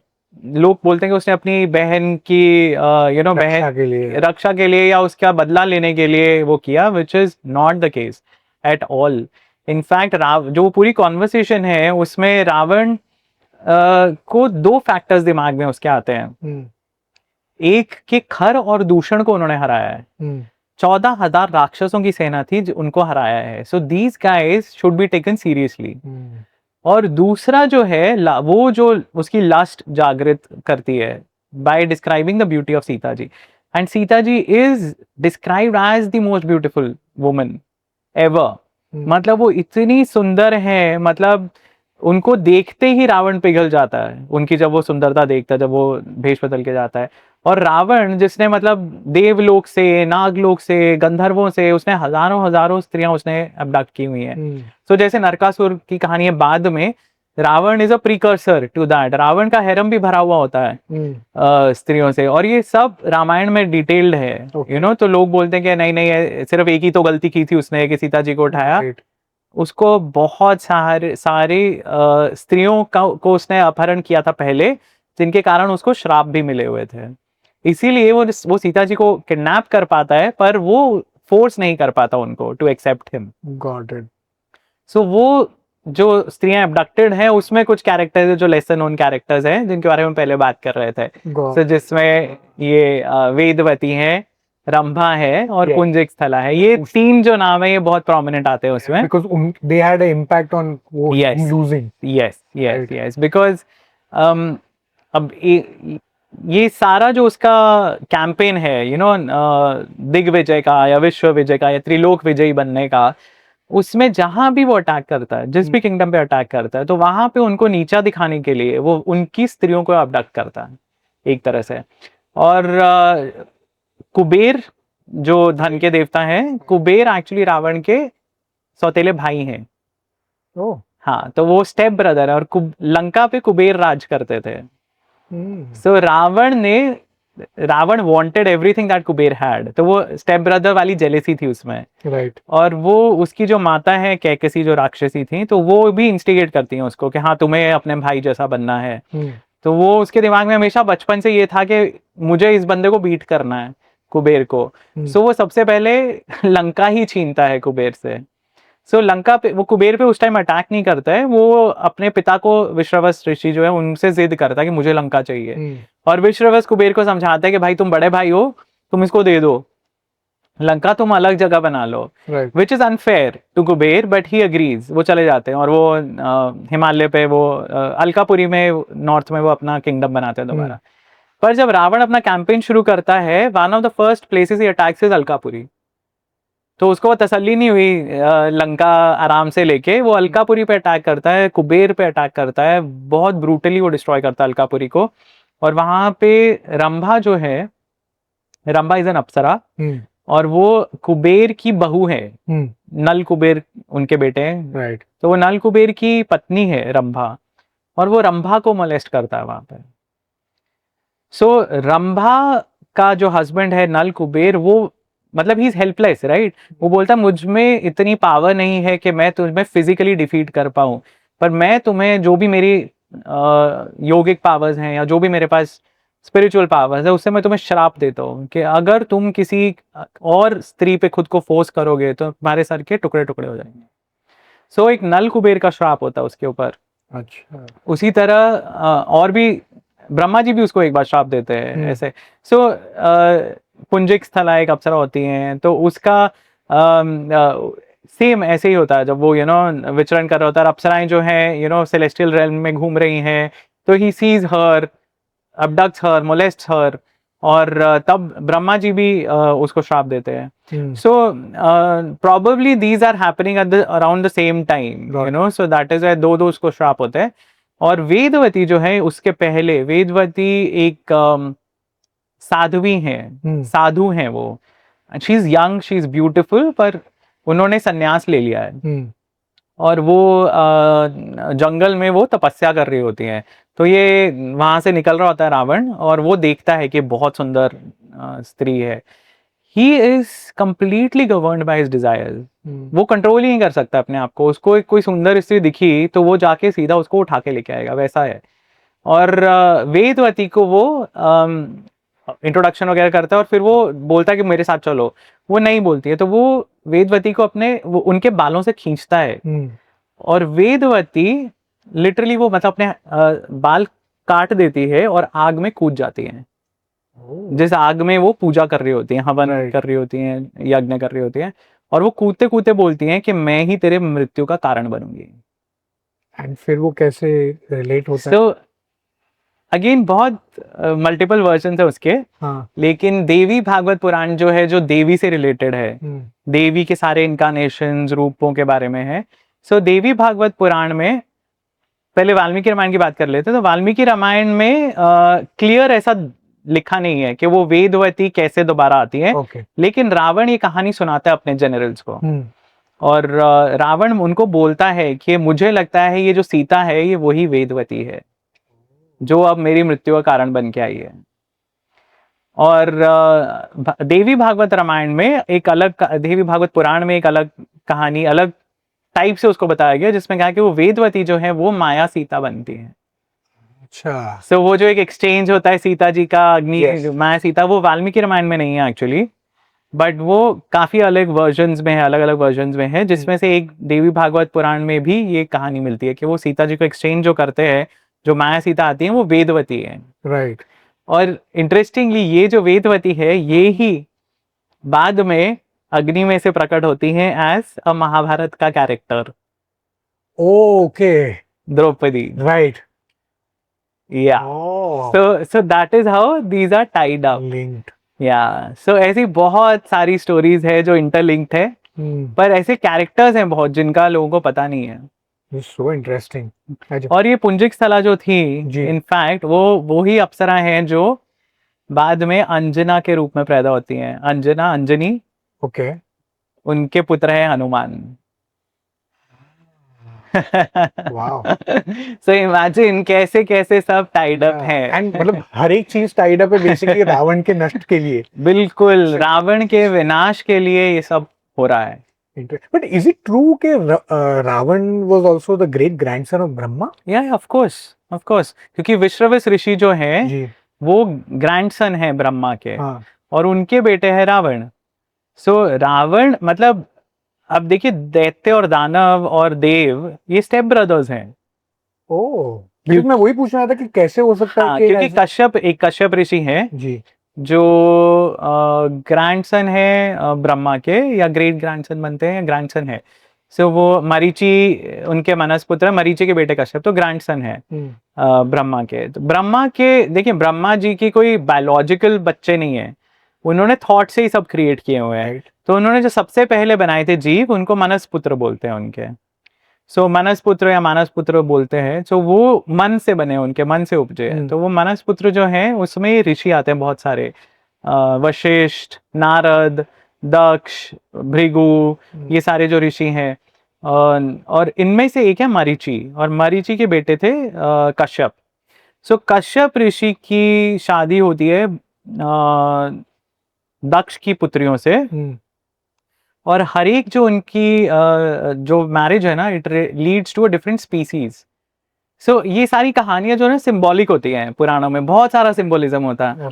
अब उसका मतलब ये नहीं कि एक्चुअली उन्होंने जैसे एक अदिति हैं तो अदिति के बच्चे हैं आदित्य, उनको हम बोलते हैं क्योंकि वो अदिति के बच्चे हैं। तो वो जो हैं वो सारे देव हैं। सो इंद्र, जो भी उनके भाई हैं, सूर्य, सो 12 आदित्य आते हैं उसमें। ये सारे अंश, आर्यमन, ये सारी धात्री, त्वष्ट्री, ये सब जो है ये देवताओं की कैटेगरी में आते हैं। उसी तरह दिति थी, दिति के बच्चे हैं दैत्य, धनु के बच्चे हैं दानव। सो यू सी कि there is some sort of probably genetic manipulation that these guys are doing, you know, मतलब they were that advanced probably. और फिर उन्हीं की वाइव्स है जिनसे वेजिटेशन आ रही है, जिसमें से बर्ड्स आ रहे हैं, गरुड़ वगैरह, वो सब वो विंता के बच्चे हैं, गरुड़ और अरुण। कद्रू के बच्चे हैं सर्पेंट्स। तो ऐसे ही सारी जितनी स्पीसीज हैं दुनिया में वो सारी कश्यप ऋषि से आई हैं। So we are all linked, you know. So जब हम बात करते हैं अपने स्क्रिप्चर्स में वसुधैव कुटुंबकम की बात करते हैं, the world is your family, it is literal. हाँ, that you know it is we are actually related to everyone, right? So they are all related, so it's not surprising that you know yeah. ये but Ravan भी जो है मतलब उसकी जो, जैसे आपने बीच में भी एक बार बोला कि उसके सर कटे एंड मतलब काफी सारे, तो उनको 10 सर थे, तो उनकी भी एक कुछ स्टोरी है interesting. Ravana was born with 10 heads. हाँ, काफी लोग उसको बहुत मेटाफोरिकल लेते हैं कि उसके ये एंगर, ग्रीड, लस्ट, ये सब चीजें दर्शाते हैं, बट वैसा नहीं है। वाल्मीकि रामायण में बहुत क्लियरली मेंशन है कि वो उसका नाम ही दशानन है। उसका एक्चुअल नाम रावण नहीं है, दशानन है। दश ग्रीव, 10 नेक्ड, दशानन 10 हेडेड, उसका नाम ही वही है। रावण उसका नाम बाद में पड़ता है जब वो एक पूरा एपिसोड है जब वो शिव जी को चैलेंज करता है। वो लोग बोलते हैं शिव जी का बहुत बड़ा डिवोटी था, पर उसको पता भी नहीं था शिवजी है कौन पहले, एक बार पुष्पक विमान कैलाश के पास जाके रुक जाता है, हवा में ही स्टॉल हो जाता है, वो आगे जा ही नहीं पा रहा है। तो वो नीचे उतरता है देखने के लिए कि भाई क्या हो गया है। और तब वहां पे नंदी मिलते हैं, और नंदी जी उसको बोलते हैं कि ये कैलाश है, ये शिव का घर है, यहाँ से तुम नहीं निकल सकते ऐसे। तो वो बोलते हैं कौन है ये, मैं कैलाश को ही उठा दूंगा। और मतलब आप इमेजिन कीजिए, सच एन ईगोइस्ट, वो कुछ भगवान को कुछ नहीं समझता, ऑब्वियसली उसने इंद्र वगैरह देवताओं को हरा दिया है, तो वो कैलाश को ही अपरूट करने के लिए लग जाता है। और वो इतना स्ट्रांग, इतना पावरफुल है, he tries to uproot the mountain itself, with his own hands. और हिलता है थोड़ा सा कैलाश, तो पार्वती जी थोड़ा घबराती हैं, तो शिव जी हंसते हैं और वो सिर्फ अपने एक टो से दबाते हैं नीचे, और रावण उसके नीचे धस जाता है, फंस जाता है। That is when he prays to Lord Shiv. तब वो भगवान शिव की ग्रेटनेस को पहचानता है, और उसके बाद ऑफ कोर्स वो डिवोटी बनता है। पर तब तक वो अपने ही अकड़ में है, वो अपने ही दंभ में है। और तब फिर वो शिव जी को प्रसन्न करके उनसे माफी मांगता है। और क्योंकि जब वो दब जाता है ना उसके नीचे और वो चिल्लाता है दर्द से, तो Ravana means the one who roars. तब उसको नाम देते हैं शिवजी रावण। ओह अच्छा, तो नाम शिवजी से आया। हाँ, सो वो उस एपिसोड से आया है। सो आई एम नॉट श्योर अगर शिवजी बोलते हैं, but because he is roaring eight that time, तब उसको रावण का नाम टाइटल मिलता है। और मतलब एक तरह से रावण वो भी है the one who roars and scares everyone, right? मतलब सिर्फ वो है जो रो रहा है या रोर कर रहा है। सो रावण तब बाद का नाम आता है उसका, पर पहले उसका he is born with 10 heads. Oh interesting. Valmiki Ramayan में। अच्छा। और उसका बहुत क्लियर डिस्क्रिप्शन है दैट 10 सर हैं उसके। बट ऐसा कोई ये नहीं है कि उसमें why he was born with 10 heads, मतलब नहीं, ऐसा कोई रीजन नहीं है, बट ही इज अ राक्षस। अच्छा। राक्षस जो है they are not humans, right? अब कैकसी जो थी राक्षसी थी, और उनकी मतलब जो उसके फादर थे वो विश्रवस थे, वो ब्रह्मा के ग्रैंडसन है, right? So he has a divine power. और ये तीनों ही जो बच्चे हुए वो अलग अलग दिखते थे, मतलब रावण अलग था, कुंभकर्ण अलग था, he was very gigantic, right? Vibhishan अलग दिखता था, शूर्पणखा अलग दिखती थी। सो सबके अपने अलग रूप थे। सो बट रावण बहुत क्लियरली मेंशन है कि 10 सर के साथ पैदा हुआ। जब भी उनकी वो नंदी की और उनकी भी जब भी लड़ाई हुई थी, तभी आई थिंक नंदी ने भी कुछ उनको कर्स किया था, right? When he was trying to uproot. Yes. तो नंदी के साथ जो उनका एपिसोड है, ये आई एम नॉट श्योर ये वाल्मीकि रामायण में है या नहीं, पर ये शिव पुराण में डेफिनेटली है। तो शिव पुराण में जब वो नंदी को मिलता है, तब वो आई थिंक वो डिस्कशन होता है कि तुम्हारा फेस ऐसा कैसे है। और नंदी ना बहुत लोग समझते हैं कि वो बैल है। Nandi the bull is different from Nandi the गण। तो शिवजी के जो गणों के अधिपति हैं वो नंदी है, और जो उनका बैल है वो अलग है। उसको भी नंदी बोलते हैं, पर वो अलग है। ये दोनों अलग कैरेक्टर्स हैं शिव पुराण में। क्लियरली मेंशन है कि क्लियरली शिव पुराण में जो नंदी गण है, उनका एक पूरा एपिसोड भी है जिसमें वो एक बुल के ऊपर चढ़ के आते हैं कैलाश में। How can a bull ride on a bull, right? So मतलब अनफॉर्चुनेटली सीरियल्स बनाने वाले भी कोई रियलाइज नहीं करता। तो नंदी जो है उनका फेस एक्चुअली एक वानर जैसा है। तो वो पूरी कॉन्वर्सेशन है शिव पुराण में जिसमें रावण बोलता है कि ऐसा फेस कैसा है तुम्हारा, तुम अगर शिव के मेन गण हो। और ये तो वो नंदी उसको बताते हैं कि मैंने बहुत तपस्या की थी शिव जी को प्रसन्न करने के लिए, और जब वो प्रसन्न हुए उन्होंने मेरे को अलग अलग तरह की मुक्ति होती है, जिसमें बोलते हैं एक होता है सारूप्य। आपको आप भगवान के साथ रहोगे, भगवान के जैसा ही दिखोगे। तो वो उन्होंने मेरे को प्रसन्न होकर सारूप्य दिया, पर मैंने मना कर दिया क्योंकि मैं नहीं चाहता था मेरे अंदर घमंड आए। Obviously, right? You start looking like God, you start feeling that you are only God. Right. So he said कि अपना दंभ कंट्रोल में रखने के लिए मैंने उन्हें बोला नहीं, मुझे वानर का चेहरा चाहिए। So नंदी एक्चुअली वानर जैसे दिखते हैं, बस उनकी टेल नहीं है, but he strong, powerful, muscular, गढ़ों के राजा है, एक त्रिशूल होता है उनके हाथ में, और पर उनका चेहरा जो है वो वानर जैसा है।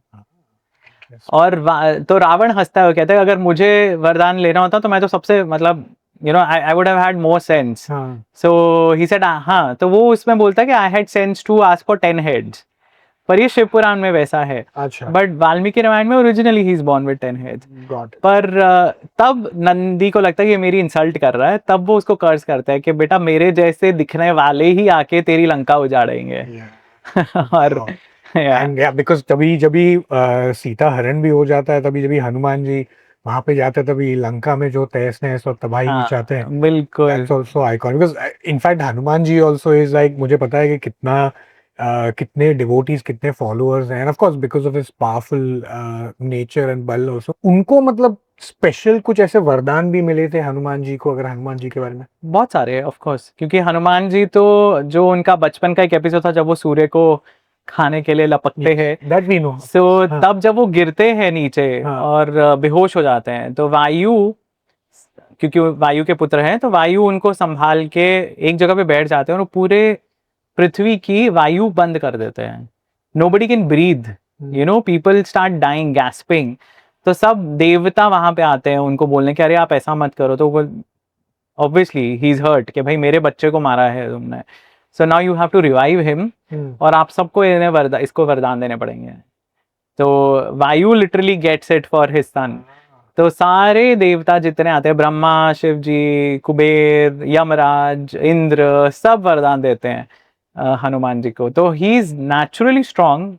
वो वायु के पुत्र हैं. जैसे देखिए महाभारत में भीम है वायु के पुत्र, he is the strongest, right. तो वायु के पुत्र हैं तो वो ऑलरेडी स्ट्रांग है, पर उनको ये बहुत सारे वरदान भी मिलते हैं कि उनके ऊपर ये शस्त्र असर नहीं करेंगे, ब्रह्मास्त्र से उन्हें कुछ नहीं होएगा. ब्रह्मा खुद बोलते हैं कि मेरे वेपन से तुम्हें डैमेज नहीं होएगा. यमराज बोलते हैं कि यम दंड जो है वो तुम पे असर नहीं करेगा, effectively making him immortal, right. तो इंद्र बोलते हैं मेरे वज्र से तुम्हें कुछ नहीं होएगा. वरुण बोलते हैं मेरी पाश तुम पे एक्ट नहीं करेगी. तो ऐसे ऐसे बहुत सारी उनको वेपन्स मिलते, मतलब वेपन से प्रोटेक्शन मिलता है. तो he becomes very more strong. Understand. So Hanuman ji की भी बहुत सारी है. इंटरेस्टिंग. नहीं, पर ये सब वरदानों की वजह से ही वो चिरंजीवी है. सो चिरंजीवी उनके होने के दो कारण हैं. एक तो ये है, और दूसरा राम जी बाद में जब अयोध्या में सब वापस आ जाते हैं तो प्रसन्न होकर सबको गिफ्ट्स दिए जा रहे हैं, और वानर भी उनके साथ आए हैं, राक्षस भी आए हैं उनके साथ विभीषण के अंडर. अयोध्या उनकी कोरोनेशन के टाइम विभीषण वगैरह राक्षस भी वहां पे हैं, वानर भी वहां पे, सुग्रीव, हनुमान सब हैं. और तब सबको वो गिफ्ट्स दे के विदा करते हैं, बहुत सारे गिफ्ट्स दे के सबको विदा करते हैं उनकी हेल्प के लिए. पर हनुमान नहीं जाना चाहते, राइट. तो वो हनुमान तो is always, he just wants to be with him. और हनुमान जी को वो बोलते हैं कि जब तक ये धरती और सूर्य रहेंगे तब तक आप यहाँ रहोगे. और मतलब कुछ वर्जन्स में ऐसा कि जब तक राम का नाम रहेगा तब तक हनुमान धरती पे रहेंगे वैसे. और भागवत पुराण में है मेंशन के हनुमान जी किम पुरुष वर्ष में रहते हैं. Okay. which is beyond Himalayas. So it is probably around Tibet area. तो वहां पे वो रहते हैं और राम जी का नाम का गुणगान करते हैं. हाँ, बिकॉज अभी भी काफी कहते हैं कि वो अभी भी हिमालय के वहाँ पे घूमते हैं. So अयोध्या में ऐसा माना जाता है कि हनुमानगढ़ी जो है वहीं पे हनुमान जी विराजमान है. तो बहुत सारे बिलीव्स है, बट वो है, मतलब वो चिरंजीवी है, तो वो धरती पे ही है अभी. तो इंटरेस्टिंग. दूसरे जो और भी चिरंजीवी है जी, उनका कुछ वर्णन अगर इसमें ही.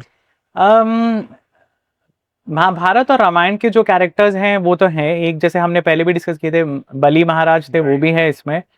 फिर आपके अश्वत्थामा आते हैं महाभारत में से. अश्वत्थामा, बलि, व्यास, वेद व्यास, विभीषण, कृपाचार्य. सो कुछ महाभारत के कैरेक्टर्स हैं, कुछ रामायण के कैरेक्टर्स हैं. Hanuman of course. एक मार्कंडे ऋषि भी हैं, वो अलग ही उनकी स्टोरी हो जाती है. बट मेजरली महाभारत और रामायण के कैरेक्टर्स आते हैं. अंडरस्टैंड. इंटरेस्टिंग. ये हनुमान जी के बारे में कहते हैं कि ऑफ कोर्स मतलब कि वो ब्रह्मचारी थे, बट फिर भी कहते हैं कि ही हैड अ सन. सो ये भी वाल्मीकि रामायण में तो नहीं है. ओके. ये कुछ अलग वर्जन्स हैं. आई थिंक आनंद रामायण में एक कैरेक्टर मिलता है हमें, मकरध्वज. ओके. जो अगेन हनुमान जी का बायोलॉजिकल सन नहीं है. ऐसी वो कहानी है कि जब वो लंका जला के वापस आ रहे थे तो उनकी एक पसीने की बूंद गिर जाती है पानी में, जो एक मत्स्य है या मकर है वो स्वॉलो कर लेती है, and that is how the child is conceived. Right. Interestingly, because I mean I travel a lot in Southeast Asia for work, so Thai version जो है वहाँ पे एक पूरी की पूरी कहानी है उसके लेके. ओह. हाँ, और वहाँ पे मकर ध्वज, हनुमान, ये जो पूरी स्टोरी है उसमें वो स्वर्ण मत्स्य एक है, तो उसको स्वर्ण मच्छ बोलते हैं वो लोग. तो वो एक basically it's a golden fish, okay. It's a mermaid. तो वो जो डिपिक्शन है वो मरमेड का डिपिक्शन है. तो वो गोल्डन एक मरमेड है जो उनके कहानी के हिसाब से वो सेड्यूस कर लेते हैं हनुमान जी को, और उनका बच्चा है मकर ध्वज. तो अलग अलग, जैसे मैंने कहा, वर्जन्स है. हर एक में उन्होंने अपनी बिलीव्स के, लोकल बिलीव्स के हिसाब से कुछ कुछ मॉडिफाई कर लिया. बट वाल्मीकि रामायण में उनका कोई ऐसा वर्णन नहीं है कि उनका कोई पुत्र था, वो ब्रह्मचारी हैं. और मकर ध्वज की स्टोरी जो है वो अहि रावण एक है, रावण का कुछ वर्जन्स में रावण का कजन है, कुछ में उसका बेटा है जो पाताल में रूल करता है. और उससे रिलेटेड है कि हनुमान को पाताल जाना पड़ता है राम और लक्ष्मण को छुड़ाने, क्योंकि अहि रावण वो लड़ाई के बीच में ही उनको किडनैप कर लेता है और पाताल में ले जाता है. सो वहाँ पे हनुमान एनकाउंटर्स मकर ध्वज, जो अपने इंट्रोडक्शन में बताता है कि मैं हनुमान का बेटा हूँ. मतलब आप देखिए स्टोरी इतनी ब्यूटीफुल है ना कि people have spun tales from it. उसमें से ही मेन प्लॉट में से आप थोड़ा सा साइड कैरेक्टर एक ले लो तो वो अलग ही एक वो बन जाता है. तो बेस्ट पार्ट मतलब जो मुझे अभी समझ में आ रहा है इज दैट कि वो इतने सारे वर्णन होने के बाद भी मतलब उनकी ऑल सब इंटरकनेक्शंस जो है वो actually just plays out like properly. It's like as if it's like perfect. Yes. It's interpolated together type. In fact, ये ओरिजिनल स्टोरी लेके ही अगर कोई मूवीज बनाए ना, it will be a super hit. लोग अनफॉर्चुनेटली अडेप्टेशंस लेके और उसमें अपने कुछ कुछ चीजें डाल के, you know, just for visual enhancement, वो जो they are playing around with the original story, I think it's a disservice to the original Valmiki Ramayana या इवन वेद व्यास की महाभारत. ओरिजिनल स्टोरी ही इतनी ब्यूटीफुल है. It's complicated, it's layered, her character बहुत well defined है. सो आपको एक मूवी बनाने के लिए, एक सीरीज बनाने के लिए, that's what you need, right? You need characters that are well defined, और आपको सिचुएशंस चाहिए जो इंटरेस्टिंग है. इसमें ऑलरेडी इतना ड्रामा है, इतने ट्विस्ट्स है. I don't know why people don't use it, unfortunately. So मतलब आई ऑलवेज रेकमेंड कि भाई ओरिजिनल पढ़ो. और बहुत जगह अवेलेबल हैं ये. अब you know scriptures translated her language में है. गीता प्रेस गोरखपुर में है, हर इंडियन लैंग्वेज में अवेलेबल है. मतलब फर्स्ट कॉपी मत पढ़िए आप, ओरिजिनल फर्स्ट कॉपी मत लीजिए, original, because Sanskrit see everybody doesn't know Sanskrit unfortunately, और समझना भी मुश्किल है. जिसको आती भी है उसके लिए भी थोड़ा मुश्किल होता है, क्योंकि लैंग्वेज थोड़ी टफ हो सकती है किसी किसी के लिए. बट ट्रांसलेशन हर लैंग्वेज में अवेलेबल है. अब वो कौन रोक रहा है पढ़ने में? और आप मतलब इतने विचार लोगों के होते हैं, इतने ओपिनियंस बने होते हैं अबाउट सीता जी का मिस ट्रीटमेंट, अबाउट रावण की glory, about this and that, या कर्ण कितना बड़ा हीरो था. और मतलब ये सारी चीजें बहुत इजीली अगर आप पढ़ो स्क्रिप्चर, आप जान सकते हो कि असलियत क्या थी. Got it, right. ये हनुमान जी का आपने वरदान जो बोला, जैसे उन्हें मिला था ब्रह्मास्त्र, तो उनके अगेंस्ट में कोई ऐसे एकदम आइकॉनिक या क्रेजी वेपन्स यूज किए गए हैं जिनसे उन्हें कुछ? सब यूज किए उनके अगेंस्ट, पर उनको कुछ फर्क नहीं पड़ा. सो ऑफ कोर्स, इनफैक्ट जब वो लंका में उत्पात मचा रहे होते हैं, पूरी अशोक वाटिका वो उजाड़ देते हैं, सो तब अल्टीमेटली वो ब्रह्मास्त्र से ही कंट्रोल में आते हैं, पर वो खुद आते हैं कंट्रोल में. वो ब्रह्मास्त्र का मान रखने के लिए वो खुद को बंदी बनने देते हैं. सो इंद्रजीत तब ब्रह्मास्त्र चला के ही उनको कंट्रोल करता है. इंद्रजीत, लेकिन क्यों आ इंद्रजीत मेघनाथ, सो वो ब्रह्मास्त्र देखते हैं, ब्रह्मा का वेपन है हनुमान, तो वो उसका मान रखने के लिए खुद ही खड़े हो जाते हैं कि चलो ठीक है, बांध लो अभी मेरे को. And he has a plan, right? उनका विजन ये है कि भाई अगर मुझे पकड़ के लेके जाते हैं, and this is all written in Valmiki, उनका पूरा थॉट प्रोसेस है उसमें. He is very clever. और वो सोचते हैं कि भाई अभी ये मुझे लेके जाएंगे तो मैं पहले तो मैं रावण को देखूंगा, एनालाइज करूंगा कि है कैसा, रावण के जनरल्स कौन है, उसके ट्रस्टेड एड्स कौन है, क्योंकि वो कोर्ट रूम में लेके जा रहे हैं, रावण के की सभा में लेके जा रहे हैं, तो ऑब्वियसली जो उसके क्लोजेस्ट है वो वहां बैठे होंगे। और he wants to also analyse Lanka का लेआउट क्या है, right. So it's a strategy, that is why he allows himself to be captured. और बाद में भी जब वो उनकी पूंछ में आग लगा के वो पूरी लंका में घुमा रहे हैं उनको, अब सपोजिटली एज अ स्पेक्टिकल के देखो देखो जो लंका पे अटैक करता है उसका क्या होता है, ही इज एंजॉयिंग इट। वो बोल रहे हैं अच्छा है यहाँ भी ले जाओ, देखने के वहाँ भी घुमा दो मुझे। सो एंड वो इतनी डिस्ट्रक्शन करते हैं लंका में, मतलब हमें ऐसा लगता है आग लगा दी ठीक है, नहीं, वो उनके जो रैम्पार्ट्स हैं वो तोड़ देते हैं, दीवारें तोड़ देते हैं, महल तोड़ देते हैं, पता नहीं कितना डिस्ट्रक्शन हो करके आते हैं। क्योंकि जब वो वापस आते हैं वो राम जी को बताते हैं कि अरे आधी लंका तो मैंने ही उजाड़ दी है, तो अब हम अटैक करेंगे तो will be successful. Right right. So मतलब उनका कैरेक्टर ही ऐसा है। Got it. Yeah you don't need to modify it, the original is so beautiful. ये वेपन्स के बारे में ही बात करेंगे, मतलब सबसे सबसे बड़े से बड़े वेपन्स जो रामायण में यूज हुए वो कौन से थे? ब्रह्मास्त्र डेफिनेटली है, वन ऑफ द टॉप। उसके अलावा बहुत सारे वेपन्स सारे यूज हुए हैं। देखिए दिव्य अस्त्र जो है ना, they are tapping into one of the primal forces. So Agni अस्त्र है, so that's fire. Right.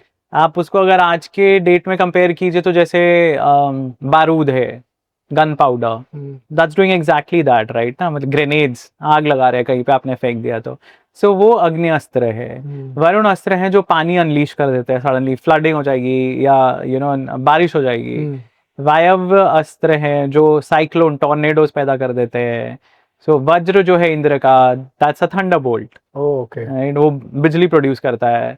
And उसी तरह मतलब पाशुपात अस्त्र है शिव जी का, नारायण अस्त्र है विष्णु जी का, ब्रह्मास्त्र है, ब्रह्मशीर है। तो ये सारे जो अस्त्र है they sound like atomic weapons. Okay. मतलब जो उनका डिस्ट्रक्शन है, जिस तरह का डिस्ट्रक्शन वो कॉज करते हैं, जिसमें मतलब लिखा है कि ब्रह्मास्त्र छोड़ा तो उसमें मतलब कितने ही हजारों लोग जल गए। there's so much destruction, the earth is trembling, so पूरे डिस्क्रिप्शन सुन के ऐसा लगता है कि some sort of atomic weapons may not be an atomic bomb, but कहीं ना कहीं कुछ ना कुछ उन्होंने हार्नेस किया है, weapons of mass destruction, WMDs, right. So वो है ये सब। Got it. सो नाग अस्त्र है जिसमें नाग पाश में वो बंध जाते हैं राम और लक्ष्मण, उसका यूज होता है। तो उसको रिलीज करने के लिए फिर गरुड़ आते हैं, because Garud is the enemy of serpent. So Garud आते हैं and Garud bites them off. So but अगर आप देखेंगे इंटरेस्टिंगली, अब उसमें सिंबोलिज्म भी हो सकता है, बिकॉज नागपाश कुड एक्चुअली बी, नाग अस्त्र could be poisoned arrows, right, that have the snake venom. और आयुर्वेद में गरुड़ी is a herb, हाँ, जो उसका तोड़ है, जो उसका तोड़ है। So it could be symbolic also, but there is some logic to all of these. Got it. कुछ ना कुछ scientific principles हैं उनके पीछे। Right. And ये दिव्यास्त्र जो यूजुअली रहते, मतलब उसकी क्या तपस्या बहुत करनी पड़ती थी ये सब इन्वोक? हाँ, और इन्वोक भी कैसे करते थे? हाँ, so दिव्य अस्त्र ह्यूमंस के पास नहीं थे। It is not something that we had, just like विमान। विमान कुबेर का था, पुष्पक विमान, राइट। तो रावण ने कुबेर से छीना, इसलिए रावण के पास आया। ह्यूमंस के पास विमान नहीं थे। सो या तो ये देवताओं के पास होते हैं या असुरों के पास होते हैं, ये सारी जो टेक्नोलॉजी है। दिव्य अस्त्र जो है वो भी देवताओं से ही मिलते हैं ह्यूमंस को। Every time you see, Vishwamitra को भी देवताओं से मिले थे, तो विश्वामित्र को शिव जी से मिले थे एक्चुअली, उन्होंने बहुत बड़ी तपस्या की थी, तो उनको शिव जी से मिलते हैं सारे दिव्य अस्त्र। और वो दिव्य अस्त्र उन्होंने राम और लक्ष्मण को सिखाए।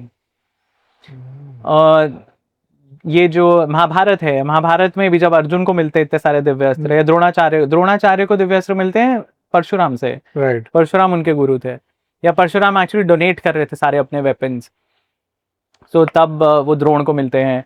और अर्जुन जो, जब ये लोग वनवास में होते हैं उस टाइम अर्जुन पूरा एक भ्रमण करते हैं इंडिया का, और उसके बीच में he also prays to, he knows a war is coming, he knows के कौरव हमें देंगे तो नहीं इतनी इजीली हमारा हिस्सा, तो एक लड़ाई तो होनी ही है, तो he is preparing for it. Again वो हीरोज जर्नी है। तो वो अलग अलग देवी देवताओं को प्रसन्न करके उनसे उनके वेपन्स लेते हैं, कुबेर से, जो दिक्पाल हैं सारे, इंद्र, अग्नि, यम, वरुण वगैरह, उन सब से वो वेपन्स लेते हैं उनके। और शिव जी को अल्टीमेटली वो प्रसन्न करने के लिए पाशुपत अस्त्र उनसे लेने के लिए, वो एक पूरा एपिसोड है जिसमें शिव जी किरात एक हंटर के रूप में आते हैं और उनकी मुठभेड़ होती है अर्जुन और उनकी। उसके बाद शिव जी प्रसन्न होके उसको देते हैं। फिर अर्जुन इनफैक्ट इवन इंद्र के साथ जाते हैं बाद में, तो इंद्र अपना रथ भेजते हैं अर्जुन को लेके जाने के लिए, और वहां पे he also fights with the asuras. So that's again his training for what is about to come. So ऐसे ऐसे बहुत सारे हैं वेपन्स मेंशन। पशुपतास्त्र मतलब क्यों इतना कहते हैं मतलब कि इट इज डिस्ट्रक्टिव, सबसे बड़ा डिस्ट्रक्टिव वेपन वो जी। इनफैक्ट जो त्रिपुर आंतक वाली जो स्टोरी है उसमें कई जगह पे वो अस्त्र का नाम पाशुपत अस्त्र ही दिया हुआ है, पर जैसा डिटेल्स जो हमें मिलती है वो पाशुपत अस्त्र कंपोज ऑफ 3 कंपोनेंट्स। मतलब उसका जो शाफ्ट है, अगर आप मिसाइल से सोचो या एरो सोचो, उसका जो मेन बॉडी है दैट इज नारायण। उसके एक एंड पे अग्नि है और दूसरे एंड पे वरुण है। So it probably combines the powers of these 3।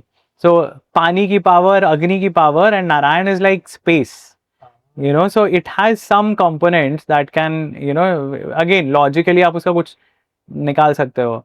So maybe that is why it is considered so dangerous, right? और वो शिव जी का, शिव जी इज द डिस्ट्रॉयर, तो उनका weapon ideally should be the most destructive, right.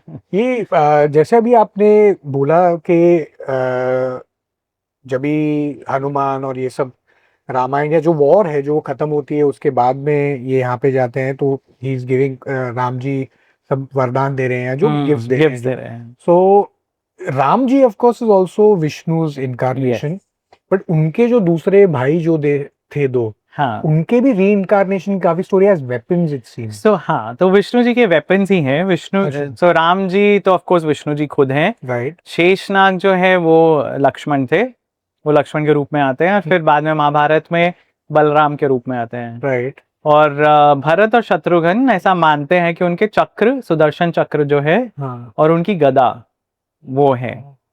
सो सुदर्शन चक्र तो उनके actually 2-3 बार mention है to have taken incarnation. In fact Parshuram ji की स्टोरी में भी जो विलेन है main, Kartavirya Arjun, he is an incarnation of Sudarshan Chakra. हाँ, तो वो सुदर्शन चक्र को बहुत घमंड हो जाता है कि मेरे ही कारण विष्णु जी सबको मार पा रहे हैं। So he is cursed to be born as a mortal, और कि अब विष्णु ही तुम्हारा उद्धार करेंगे। तो परशुराम विष्णु जी टीचेस सुदर्शन चक्र लेसन इन ह्यूमिलिटी। तो वो वैसे कहानी है। एंड सेम सुदर्शन चक्र जो फिर बाद में कृष्ण जी के पास भी है। हाँ, same because he is also again अवतार। यस, उनका मेन वेपन या कोर वेपन जो था वो तो वो चक्र ही है। Yes, interesting, great. ये इसके बीच में मेरे दिमाग में एक क्वेश्चन आया था जो मैं पूछना भूल गया आपको। ये राम सेतु के बारे में भी काफी मतलब या तो मिसकंसेप्शंस है या तो ये रियलिटी है, तो ये मतलब is it a feat of engineering मतलब Ram Setu? Yes, definitely. According to Valmiki Ramayan it was, there is no magic involved. Okay. Valmiki Ramayan में इनफैक्ट ऐसा कहीं पे कोई एपिसोड नहीं है जिसमें यू नो राम जी का नाम लिखा गया हो पत्थरों पे, या वो पत्थरों को तैराया गया हो। It was all an engineering creation, जिसमें नल जो है वो आर्किटेक्ट है उनके, वानरों के, और नल को बोला जाता है पुल बनाने के लिए। तो वो प्रॉपर फाउंडेशन ले करते हैं, टिम्बर लेके आते हैं, पेड़ हैं बड़े बड़े वो उखाड़ के लेके आते हैं वानर, बड़े बड़े पत्थर इकट्ठे करते हैं, बिकॉज इट्स अ माउंटेन, मतलब as of a mountain, right? Coast है पर वहां पे माउंटेनस रीजन है, तो पहाड़ तोड़ तोड़ के पत्थर बड़े बड़े लाए जाते हैं, और उनको स्कैफोल्डिंग टाइप उनके वो पेड़ लगाए जाते हैं, और जैसे धीरे धीरे धीरे करके वो बनता है पुल।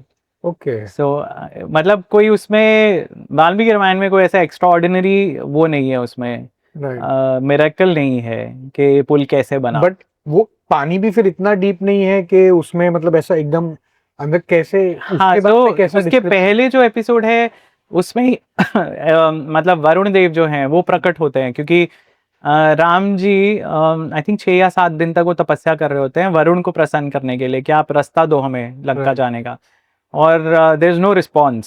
सो ultimately picks up a brahmastra, to hurl into the ocean. वो बोलते हैं मैं पूरा समुद्र ही सुखा दूंगा। तो आप इमेजिन कीजिए ब्रह्मास्त्र की power, it can dry up the ocean. So तब वरुण प्रकट होते हैं और वो बोलते हैं कि नहीं आप ऐसा मत कीजिए, क्योंकि मतलब समुद्र में हजारों हजारों जीव रहते हैं। Right right, so I would suggest कि आपकी सेना में, वानर सेना में एक वानर है नल, जो विश्वकर्मा का पुत्र है। तो ये आपको यहाँ पुल बना सकता है, और मैं आश्वासन देता हूँ कि वो पुल डूबेगा नहीं।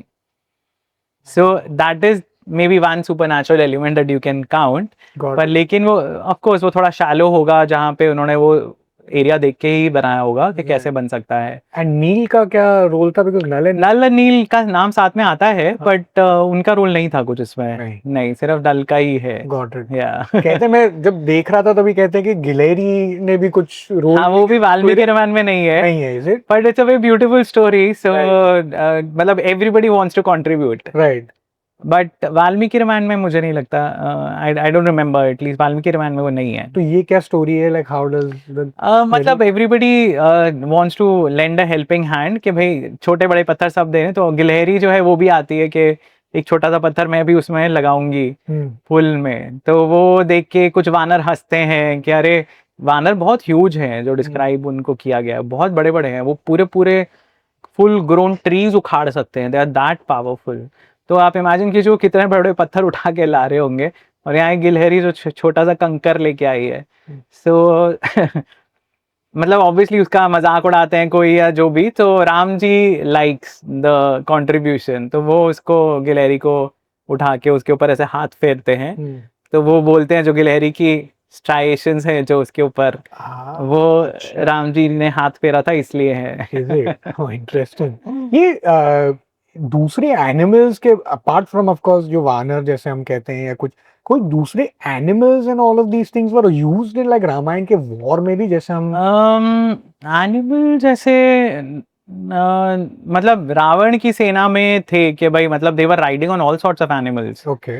ऐसा नहीं है कि राक्षस जो थे वो घोड़ों के ऊपर लड़ते थे चढ़ के, they were riding all sorts of animals. तो मतलब पूरी जो डिस्क्रिप्शन है, कोई राक्षस किसी एनिमल के ऊपर चढ़ के आया है, कोई किसी के ऊपर चढ़ के आया है। वानर जो है they are not really animals, they are like primates, you know, they are more like a humanoid species, not humans. Human से तो डेफिनेटली वो बड़े थे, सुपर ह्यूमन स्ट्रेंथ है उनका, पर they are not animals, they are not monkeys. पर जामवंत है, again Jamvant is not like just a bear, just a bear, you know. So he is Riksha जो है ट्राइब है उनकी, पर वो मेंशन है, रिक्ष हैं, वानर हैं। एनिमल्स पर से सिर्फ आई थिंक राक्षसों की सेना में है कि जिनको वो यूज करते हैं, वरना वानर तो कूदते फांदते पहुंच जाते हैं वो तो। और वो मतलब वॉट एवर दे कैन ले हैंड्स ऑन, वो उठा के वो अटैक करते हैं, वैसे है। इंटरेस्टिंग। एंड जस्ट फाइनली मतलब राम जी और जो रावण के बीच का जो युद्ध है, वो मतलब कहते हैं कि बहुत ही घमासान था, एंड उसमें बहुत मतलब जितने भी शस्त्र जो सब थे सब यूज हो गए। जी जी जी, उसके बारे में मतलब क्या? राम जी और रावण का जो एक्चुअली आमना सामना उनका 2-3 बार होता लड़ाई में। ओके। एक तो शुरू में ही रावण आता है जिसमें राम जी उसको हरा देते हैं, स्टार्टिंग में ही, but as himself, as himself fight में इनिशियली ही वो हार जाता है, और वो चला जाता है वापस। In fact I think same episode, another encounter in the same war, जिसमें वो बेहोश हो जाता है। तो उसका जो सारथी है वो उसको घुमा के ले जाता है, तो वो बाद में डांटता है उसको कि तुम मुझे क्यों ले गए युद्ध भूमि से। एंड सारथी बोलता है भाई मेरा कर्तव्य है आपको बचाना।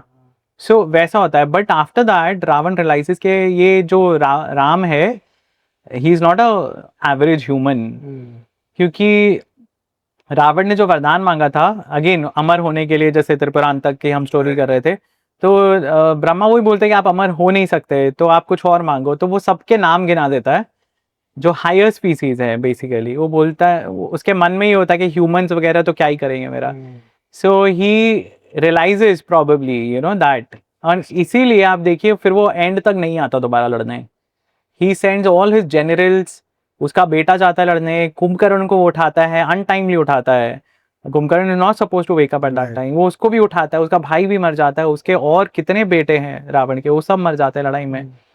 और फिर एंड में वो दोबारा आता है, तब भी काफी घमासान युद्ध होता है और रावण के पास उड़ने वाला रथ है। अब राम जी के पास कोई वैसा नहीं है, you know he knows, he has a knowledge दिव्य अस्त्रों की, बट उनके पास कोई ऐसा एक्स्ट्रा ऑर्डिनरी कोई यंत्र नहीं है जिसके ऊपर वो हवा में उड़ सके। तो इंद्र अपना रथ भेजते हैं उसको काउंटर करने के लिए। तो इंद्र के रथ पे चढ़ के फिर वो उनकी लड़ाई होती है कि मतलब sometimes they are in the air, कभी धरती पे हैं, कभी आसमान में है, अलग अलग वेपन्स यूज कर रहे हैं। बहुत ही अमेजिंग डिस्क्रिप्शन है। पर एक हाँ मिसकंसेप्शन है जो मैं क्लियर करना चाहूँगा। जो बोलते हैं कि विभीषण ने बताया राम को कि उसके सर वो काटते हैं वो फिर नया सर आ जाता है, तो विभीषण बताते हैं कि भाई उसके नाभि में अमृत है। ऐसी कोई स्टोरी नहीं है वाल्मीकि रामायण में।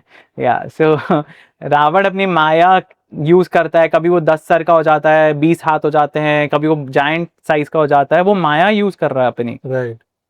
पर जब उसको मारना होता है तो उसके पहले अगस्त्य ऋषि आते हैं वहां। और अगस्त्य ऋषि राम जी को बोलते हैं आदित्य हृदयम श्लोक पढ़ने के लिए। और आदित्य सूर्य, जैसे मैंने पहले कहा था अदिति के पुत्र हैं, तो आदित्य में सूर्य आते हैं। तो आदित्य हृदय इज अ हिम टू सूर्य देव। और क्यों ये इंपॉर्टेंट है? क्योंकि राम सूर्यवंशी हैं। सो वो उनको आदित्य हृदयम स्तोत्र पढ़ने के लिए बोलते हैं, और वो पढ़ने के बाद राम ब्रह्मास्त्र छोड़ते हैं। वो ब्रह्मास्त्र भी अगस्त्य ने ही दिया होता है राम जी को। बाकी सारे अस्त्र उनको विश्वामित्र से मिले थे, पर ब्रह्मास्त्र जहां तक मुझे ध्यान है वो अगस्त्य ऋषि ने ही दिया था उनको। सो वो ब्रह्मास्त्र यूज करके वो रावण को मतलब रावण के ऊपर छोड़ते हैं और उसकी चेस्ट में लगता है। अच्छा, not and he drops down dead, that is it.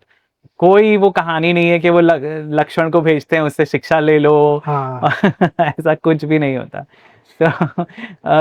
so it's very different. There's no नाभि में अमृत, there's no विभीषण का भी कोई रोल नहीं है उसमें कि विभीषण ने वो क्या, हाँ विभीषण ने डेफिनेटली वो घर का भेदी लंका ढाई, अग्रीड, अपोज करता है, हाँ, बट उसने रावण के मरने में उसका कोई वो नहीं होता है कि वो रिवील करता है कोई सीक्रेट। इंटरेस्टिंग, बिकॉज वही पॉपुलर वर्जन तो वही है कि पॉपुलर वर्जन वही है, but they are not true unfortunately. Interesting, great. And ये इसका जो रिलेशन है, मतलब आई नो आपने पहले तो थोड़ा सा बताया कि काफी सारी रिलेशन जो है बिटवीन रामायण एंड महाभारत है, तो इवेंचुअली एंड में भी मतलब कोई फाइनल जो वाल्मीकि रामायण में कुछ ऐसा रिलेशन तो रिलेशन रामायण में नहीं आता बिकॉज महाभारत तो तब तक हुई नहीं है।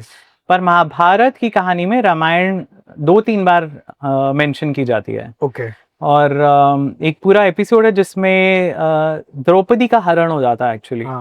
सो जैसे सीता का हरण है, तो वैसे महाभारत में जब ये लोग जंगल में रह रहे हैं, एक जयद्रथ नाम का राजा है सिंधु प्रदेश का, सिंध जो है अब, तो वो सिंधु प्रदेश का राजा है। वो एक्चुअली इनका कौरवों का जीजा है।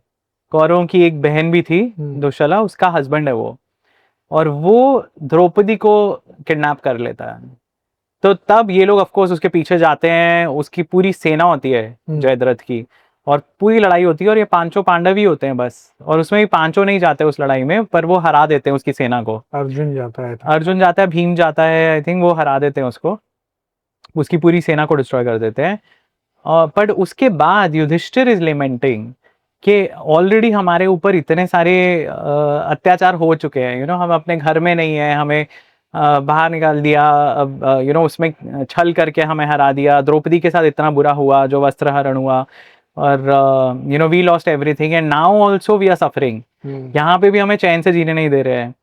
सो तब आई थिंक मार्कंडे ऋषि हैं जो एक चिरंजीवी हैं, वो उनको कहानी बताते हैं कि अरे तुम्हें लगता है कि तुम्हारे जीवन में बहुत कठिनाई है, तुम इस कहानी को सुनो जिसमें सोचो उन्होंने कितने कष्ट झेले। हाँ, तो उन्होंने कितने कष्ट झेले, तो it is narrated as a inspiration to them. Wow. Yeah, so that's a beautiful connection between Mahabharata and Ramayana. Because मैंने इसलिए पूछा भी क्योंकि बहुत सारा ये भी डिबेट होता है कि कहते हैं, मतलब लोगों की बिलीफ है कि दोनों अराउंड सिमिलर टाइम हुए हैं। नहीं, so clearly मतलब they don't know anything, they haven't read the scripture। Ramayan में कहीं पे भी कोई ऐसा हिंट नहीं मिलता महाभारत के होने का कि they were aware of Mahabharat. पर महाभारत में बहुत बार रामायण की कहानी आती है, रेफरेंसेस आते हैं, और मल्टीपल टाइम्स हमें मतलब कुछ कुछ उनके रामायण के कैरेक्टर्स मेंशन्ड भी हैं। राइट, एंड टाइमलाइन मतलब रफली क्या है जब रामायण हुई थी तब? सो रामायण तो एक्चुअली बोलते हैं 24वें महायुग में हुई थी, अभी हम 28वें महायुग में हैं, so it's Oh. thousands of years ago. Got it. बट महाभारत के कहते 5000 साल पहले हाँ, roughly? क्योंकि महाभारत कलयुग शुरू होने के 36 साल पहले हुई थी, राइट, and Kaliyuga apparently started in 3102 BC okay. According to Aryabhata के कैलकुलेशंस। सो जो भी ज्योतिष शास्त्र के हिसाब से, उसके हिसाब से आर्यभट्ट जो एक एंशियंट एस्ट्रोनॉमर थे इंडिया Right. के, उन्होंने, एस्ट्रोनॉमर नहीं, शायद astrologer is the right word, but वो उन्होंने कैलकुलेशन जो की थी उसके हिसाब से 3102 BC में कलयुग शुरू हो गया था, तो 3138 में महाभारत वॉर हुई Right. BC में, okay, so easily more than 5000 years। Interesting. Actually Mahabharata पे एक डिफरेंट कॉन्वर्सेशन करेंगे। हाँ, डेफिनेटली, बहुत ही इंटरेस्टिंग है। But great, thank you so much ये एक वंडरफुल कॉन्वर्सेशन के लिए, बिकॉज मतलब इतने सारे कैरेक्टर्स, इतनी सारी डिफरेंट स्टोरीज जिस पे काफी सारा मतलब यू थ्रू लाइट, जो काफी आई होप इट वाज आपके लिए भी इंटरेस्टिंग था। No, I love talking about these stories Right. because लोगों को पता होनी चाहिए असली कहानी क्या है, Right. कैरेक्टर्स कौन से हैं, उनका जो ओरिजिनल प्लॉट क्या है, Right. you know, how are they interconnected. I find it beautiful. So I always love, so thanks for giving this opportunity to talk about it again. Absolutely great. Thank you so Thank much. you, my pleasure. Okay.